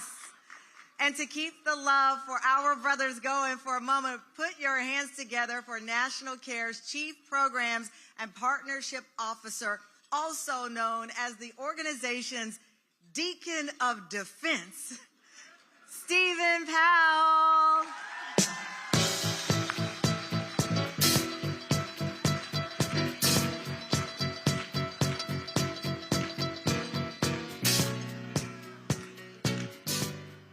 Let me get myself together here. That's a little too much.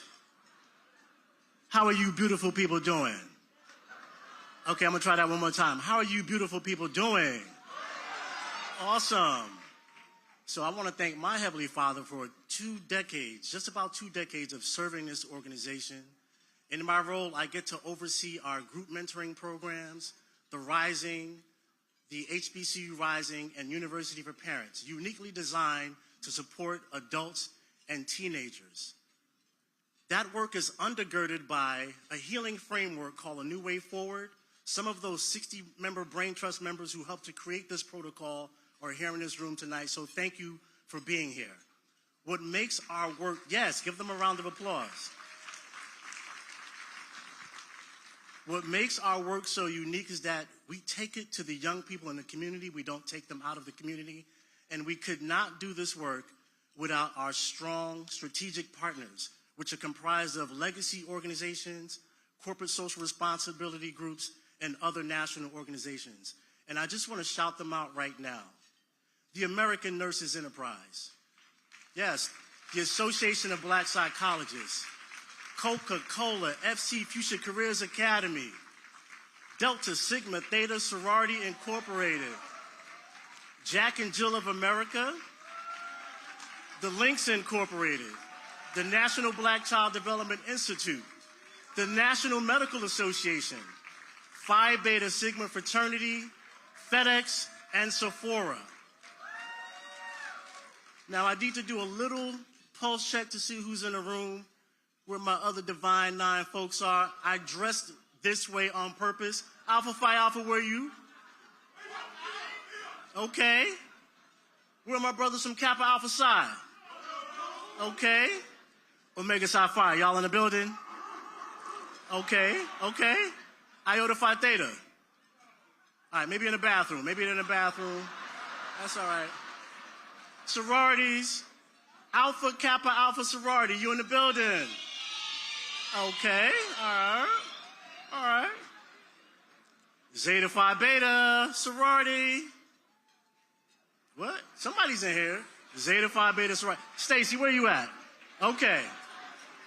Sigma Gamma Rho. Okay. One more pulse check. And all I got to do is this. HU. Woo. So those organizations support our 58 affiliates around the country. And I want to acknowledge the brother who is leading that charge. He is our VP of Affiliate Services. And what I love about this brother is that he truly understands we can't be afraid of the people that we're charged to serve. Greg Corbin, please stand.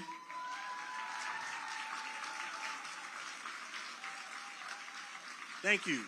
And the heart and soul of our work is comprised of a dedicated core of soldiers of love from Brooklyn to the Bay. Our affiliate leaders, can you please stand where you are? And let's give them a large round of applause, y'all. These are our volunteers who are recruiting, training, and deploying mentors around the country. Thank you. And I'm so blessed to do this work with my sister and partner in time, Dr. Yuri Berry, who I'm going to bring up. She is our VP of Programs.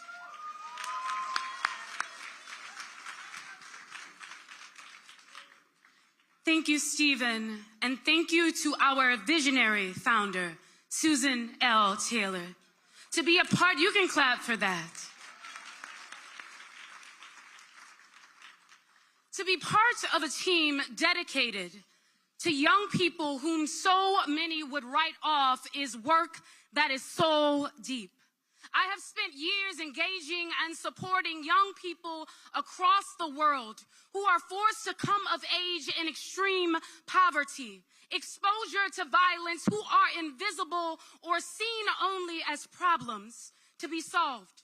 Yet through it all, I've witnessed their resilience, their brilliance, and their capacity to thrive when they are finally met with care, protection, and dignity every child deserves. And this is why our work, the work of CARE's mentoring, is important.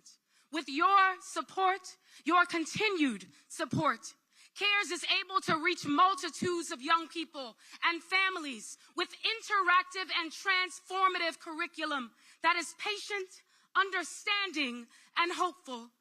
We empower students, families, and communities with tools anchored in holistic wellness, workforce development, wealth building, and perhaps most critically, how to look in the mirror and see themselves in the fullness of their humanity. They leave our programs, but the love and mentorship they receive at CARES is meant to last a lifetime. And I could not be more grateful to be a part of such a magnificent offering. You got to snap to that one. Now, if you don't know, the origins of our work started as Essence Cares. And there is a sister who's been with Susan along the way since her days at Essence.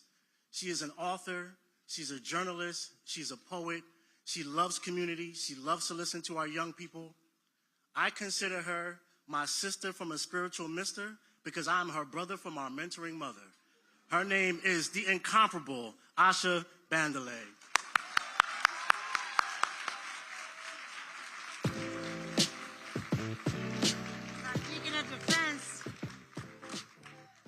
I wish I had my camera here so I could take a picture of how beautiful you all look. 20 years, Susan, from an idea, all of this. Thank you for being here. You are truly our blessed ones. Thank you for showing up year after year for our children, for the legacy. And there's just, I'm not going to begin a discussion tonight without talking about the greatest mentor I've ever had and could ever hope to have, Susan Taylor. I am so lucky to have sat at her feet for all of these years. And I'm proud to say I'm tailor-made, baby. Tailor-made. So it was like almost 30 years ago. Let me just take it back to the real. So, I don't have the fancy voice like that. I'm just round the way girl. But, almost 30 years ago, I was pregnant, alone, baby daddy in jail, whole story. I was a whole story. And Susan took me in, but most people wouldn't have even looked at me. She took me in. She taught me how to become a great mentor. I promise you, I came out of hip-hop. I didn't even know what fact-checking was. I swear that is the truth.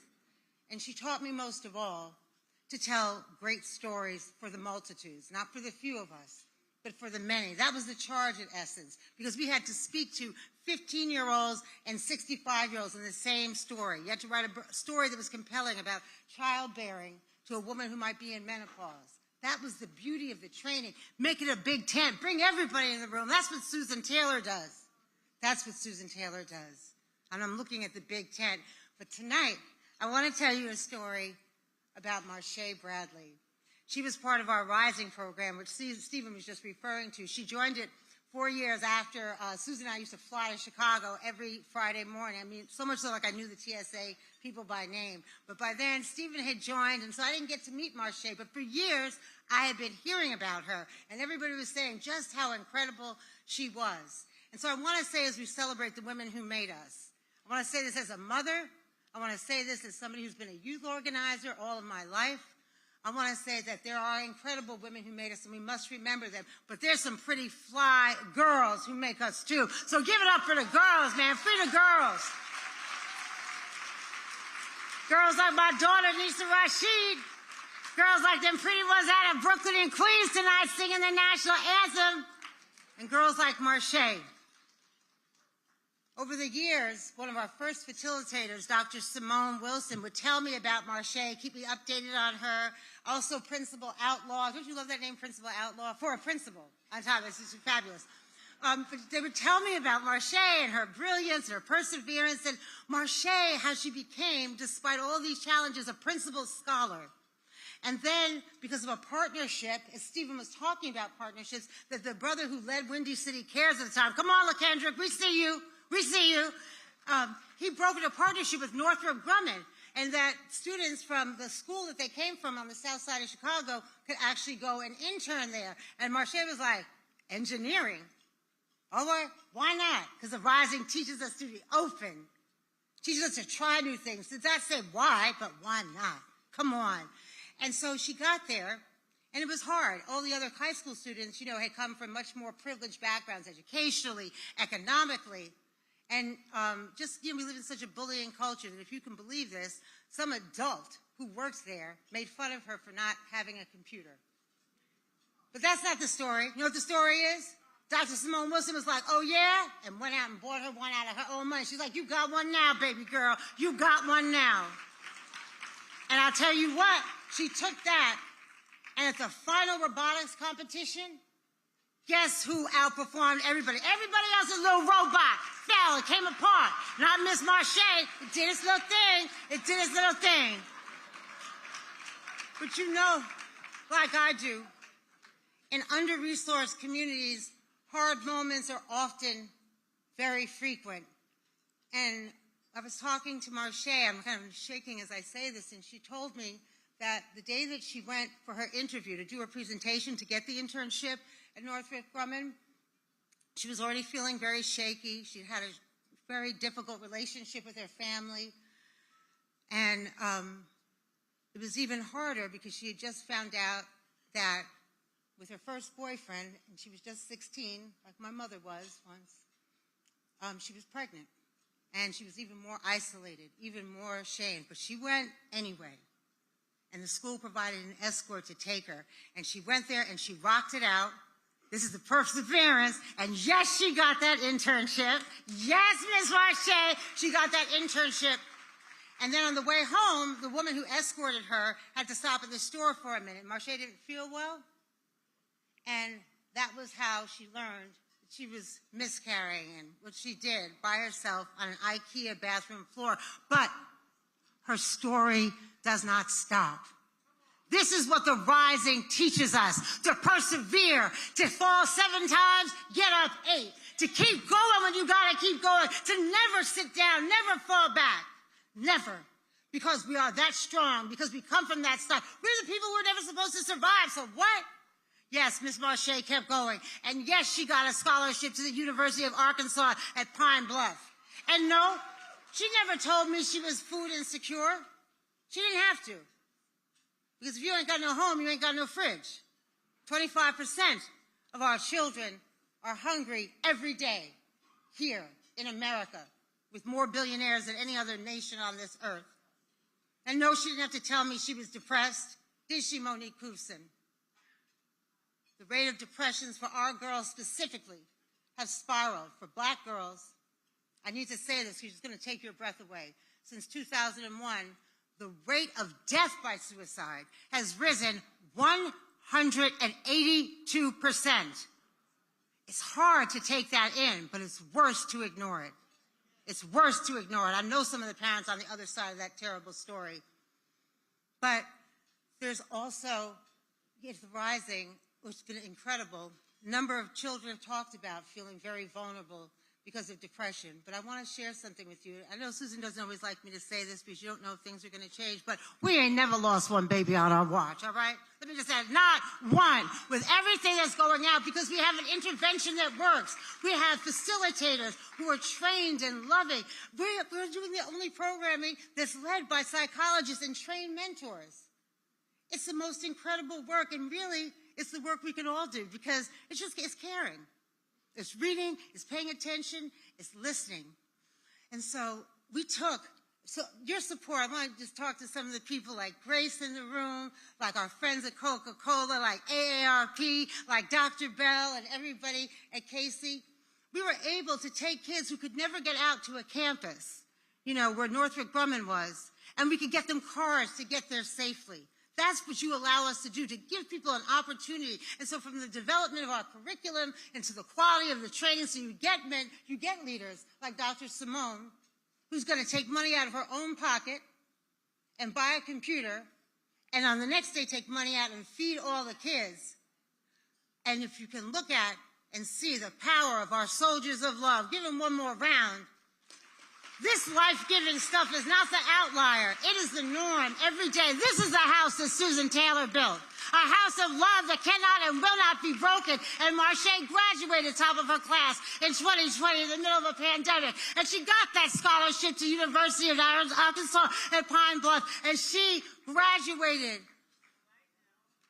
This is a girl who had no money, no house, no way to get to college. Simone said, I got a car, though, baby girl, and I know how to drive. Put pedal to the metal. 17 hours there. She drove her, set up that dorm, and then drove her back. And when Marche graduated and came back, principal outlaw, as principals are prone to do, although she's fake retired, she was retired, but the Chicago Public Schools keep calling her back. She's like, I'm like, well, you're not supposed to be working, whatever, it keeps happening. Principal Outlaw still calls her student, somebody who graduated 4 years before, to be like, girl, you on your game? You on your job? She has annoyed Marche, which I'm not supposed to say, so much, but she's kept her on the path. And that is how a young woman who is housing insecure and at times homeless could sign her own damn lease to her own home on this January before we started this. That's how you do it. And I'm not going to say anything else. I said, Marche Bradley, where you at, my baby? Where you at? Where you at, Marche? Where you at, Marche?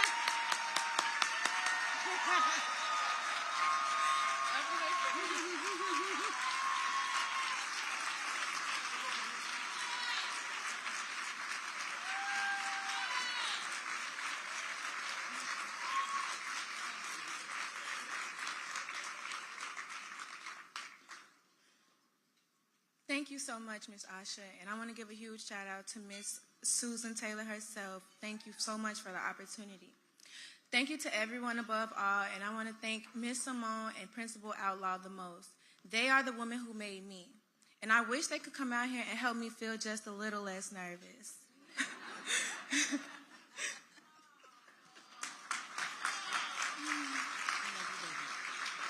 Get those pictures. Get those pictures of these fine women.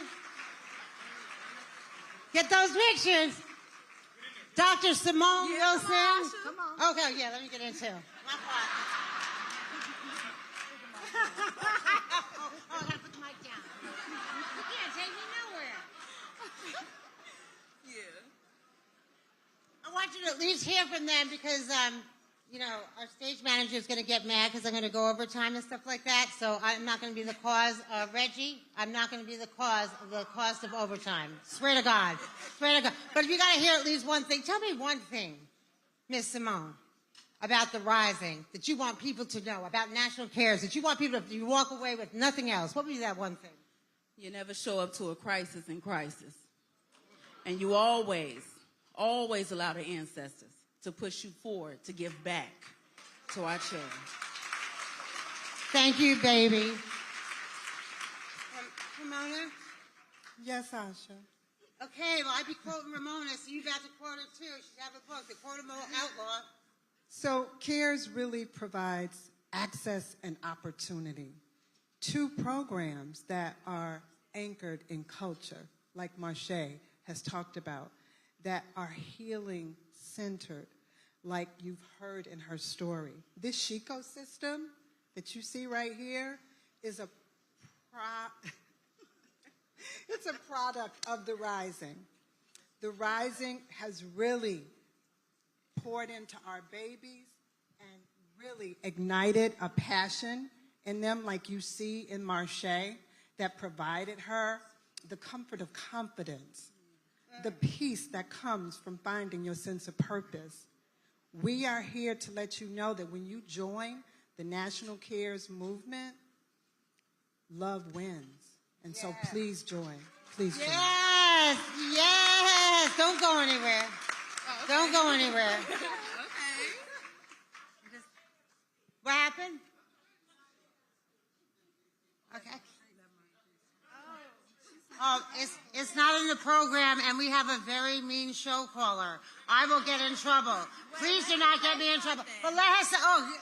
The program, I would like to say that the CARES program did a lot for me. I feel like it changed my way of thinking and did a lot for my life. And if I was not in the CARES program, I would not be where I'm at today. And I would not strive or go so hard for myself.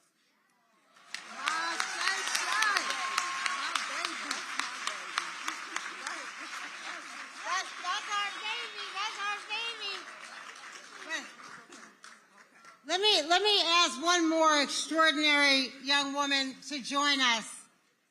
If you haven't met her, you'll be blown away by her tonight. She's been getting me in trouble since she was like 4.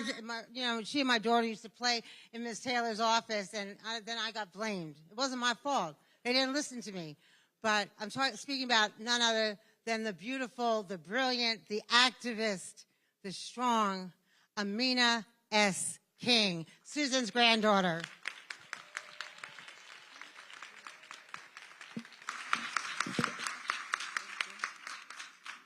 Thank you, Auntie Asha, for those beautiful words. But before we, okay, sorry. The teleprompter is not correct. Okay, thank you, Auntie Asha, and what an honor it is to be here to support my sweetie's vision and legacy. I love you, sweetie, and happy birthday. And I'm here this evening to tell you, Dr. Wilson and Principal Outlaw, that on behalf of the National Cares Mentoring Movement, it is my great honor to present each of you with the first ever Susan L. Taylor Legacy Award.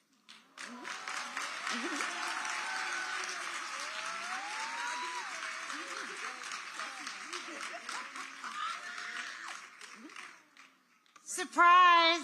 Yes. This is the first time we've named an award for our CEO and founder, the Susan L. Taylor Legacy Award.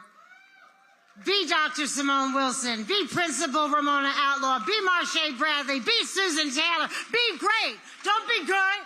Be great. We're from Brooklyn, in heart. Be great. Be great. Thank you, everybody. We love you.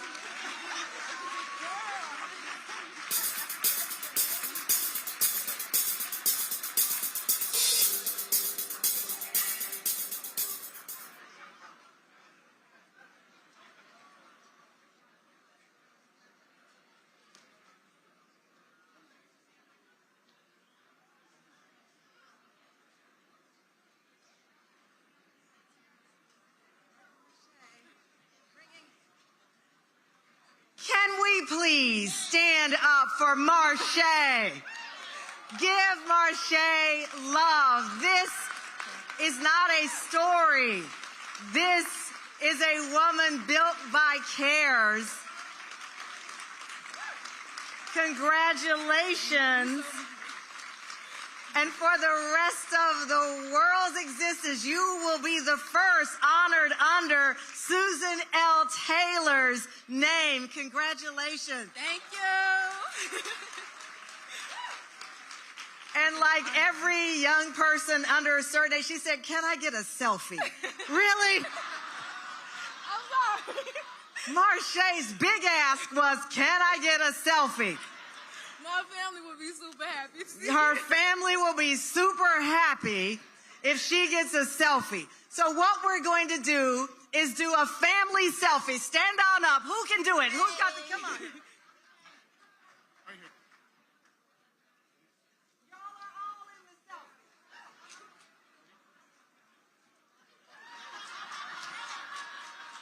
Can I get in a selfie? Can I get in a selfie?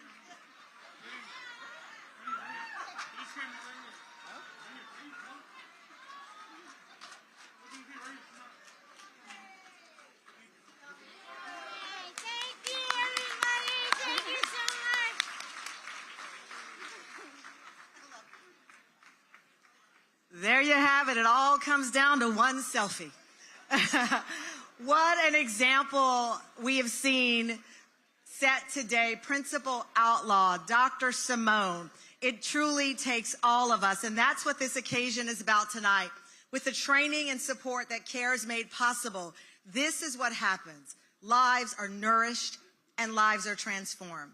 Communities are built. What we just heard and witnessed is exactly why the work must be sustained and grown.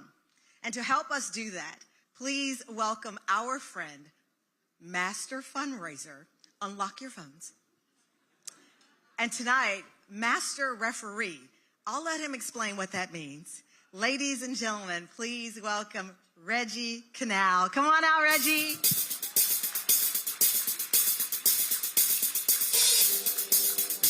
This is the time you all been waiting for. Some of you have been dodging me. I do this for Susan, not for me. People stop talking about where they go. So first of all, I want to say thank you to Tamron Hall, because Susan was on Tamron Hall last week, and a few of us got a chance to piggyback on her. Tamron Hall has someone that hypes her up before she comes out. So we want that person, because Tamron comes out very energetic. But tonight, we're here for a reason. We're here because of the investment of the children, to ensure the future they deserve is not left to chance. But I have two hype person with me today. I have Dr. Michael Erica Dyson. Where are you? And Roland Martin. We're here for a reason. We're here to raise $300,000 in 10 minutes. But before they start the clock, it's going to be simple, quick, and we're going to get this done very fast. 2 years ago, hey, Grace, good to see you. Keep your checkbook, Grace. Grace was very generous for us last time. So we're going to raise Lola West, I'm not even looking your way. Don't even worry about it. 10 minutes, y'all. Okay, are we ready? Yeah, we ready. Okay, Yeah. so this is how we're going to do it. We're going to do it very fast. We're going to call levels. We're going to have Team Roland on the left. So Team Roland, raise your hand. Who's rolling with Roland Martin? Team Roland on the left. This microphone is too hollow. Y'all need to fix the mic. I'm black. I need some bass. All right, I got this side of the room. Okay, and Dr. And I just want all y'all on this side. We are streaming on my network. Y'all don't give. We showing all y'all. Okay, okay. And Dr. Eric on the other side. Yes, okay? Dr. Eric, I am. All righty. Are we ready? Yeah, we ready. I mean, you didn't call I'm not part of the D9. I'm part of the D10. You didn't call for shizzle my nizzle. I didn't hear you call them. I'm just... Okay. And Susan Taylor's my mother, but she hasn't acknowledged me publicly. And when I called CARES, she sent me to the 1-800-WHO-CARES. So that's why I'm here. Okay, okay, gentlemen. Right. Okay, gentlemen. We get the clock going? We ready. All right. Okay, 10 minutes. Get the clock going. All right. Who give us $25,000? Who give us $25,000? Hey, DJ, can you put on... $25,000. Who give us $25,000? DJ, put on last $2. Raise your hand really high. We got $25,000 right here. 25? Right here? Okay, done. Right here? Okay, hold on. Reggie, who's collecting the money? Right here, 25. So he's up 25. What do you have on your side? No. Who's collecting the money? Who's writing name down? We have that. Some Negroes will raise a hand and not pay. So we ain't doing that, Reggie. So how are we collecting the money? That's my side right there. 25 Reggie Van Lee, hey, Michael, she on this side of the table. She on my side. Okay. No, she not. Okay, we got 25. So we got 25,000 right here. Anybody else? Anybody 25,000? Anybody else at 25,000? We got 275 to go. Come on, y'all. The clock is ticking. I can feel that money coming. Anybody else? Dr. King wants you to get. I want somebody here tonight. Who can get 15,000? All right, so y'all, here we go. So we got 25,000 right here. Over here, 15,000. Okay, Reggie, you're moving too fast. The clock is ticking, Reggie, Roland. I got the clock ticking. We're trying to get some money. Okay, we got 25 here on this side. Who will match me at 25 to move us to 75? Reggie. Where's Kathy Chanel? Where's Dr. Janine? Who on this side will match me at 25 plus to go to 75? Anybody. Now remember, y'all can do 5 of y'all together at 5. 10 of y'all together at 2,500. Kathy Chanel is just giving $25,000. Where we go? All right, that's the second 25. That's what that black card about. Come on, okay, y'all. so I gave 25, so it's 2 on this side, 1 on your side, Michael. So you need to hurry the hell up. $25,000 from Kathy Chanel, bro. Okay, but we got 25 here and 25 here. Anybody else over here with a black card? Anybody with a black card? Anybody got a black card? Anybody got a black card? We had 75,000. We need 1 more at 25 to get to 100. Anybody?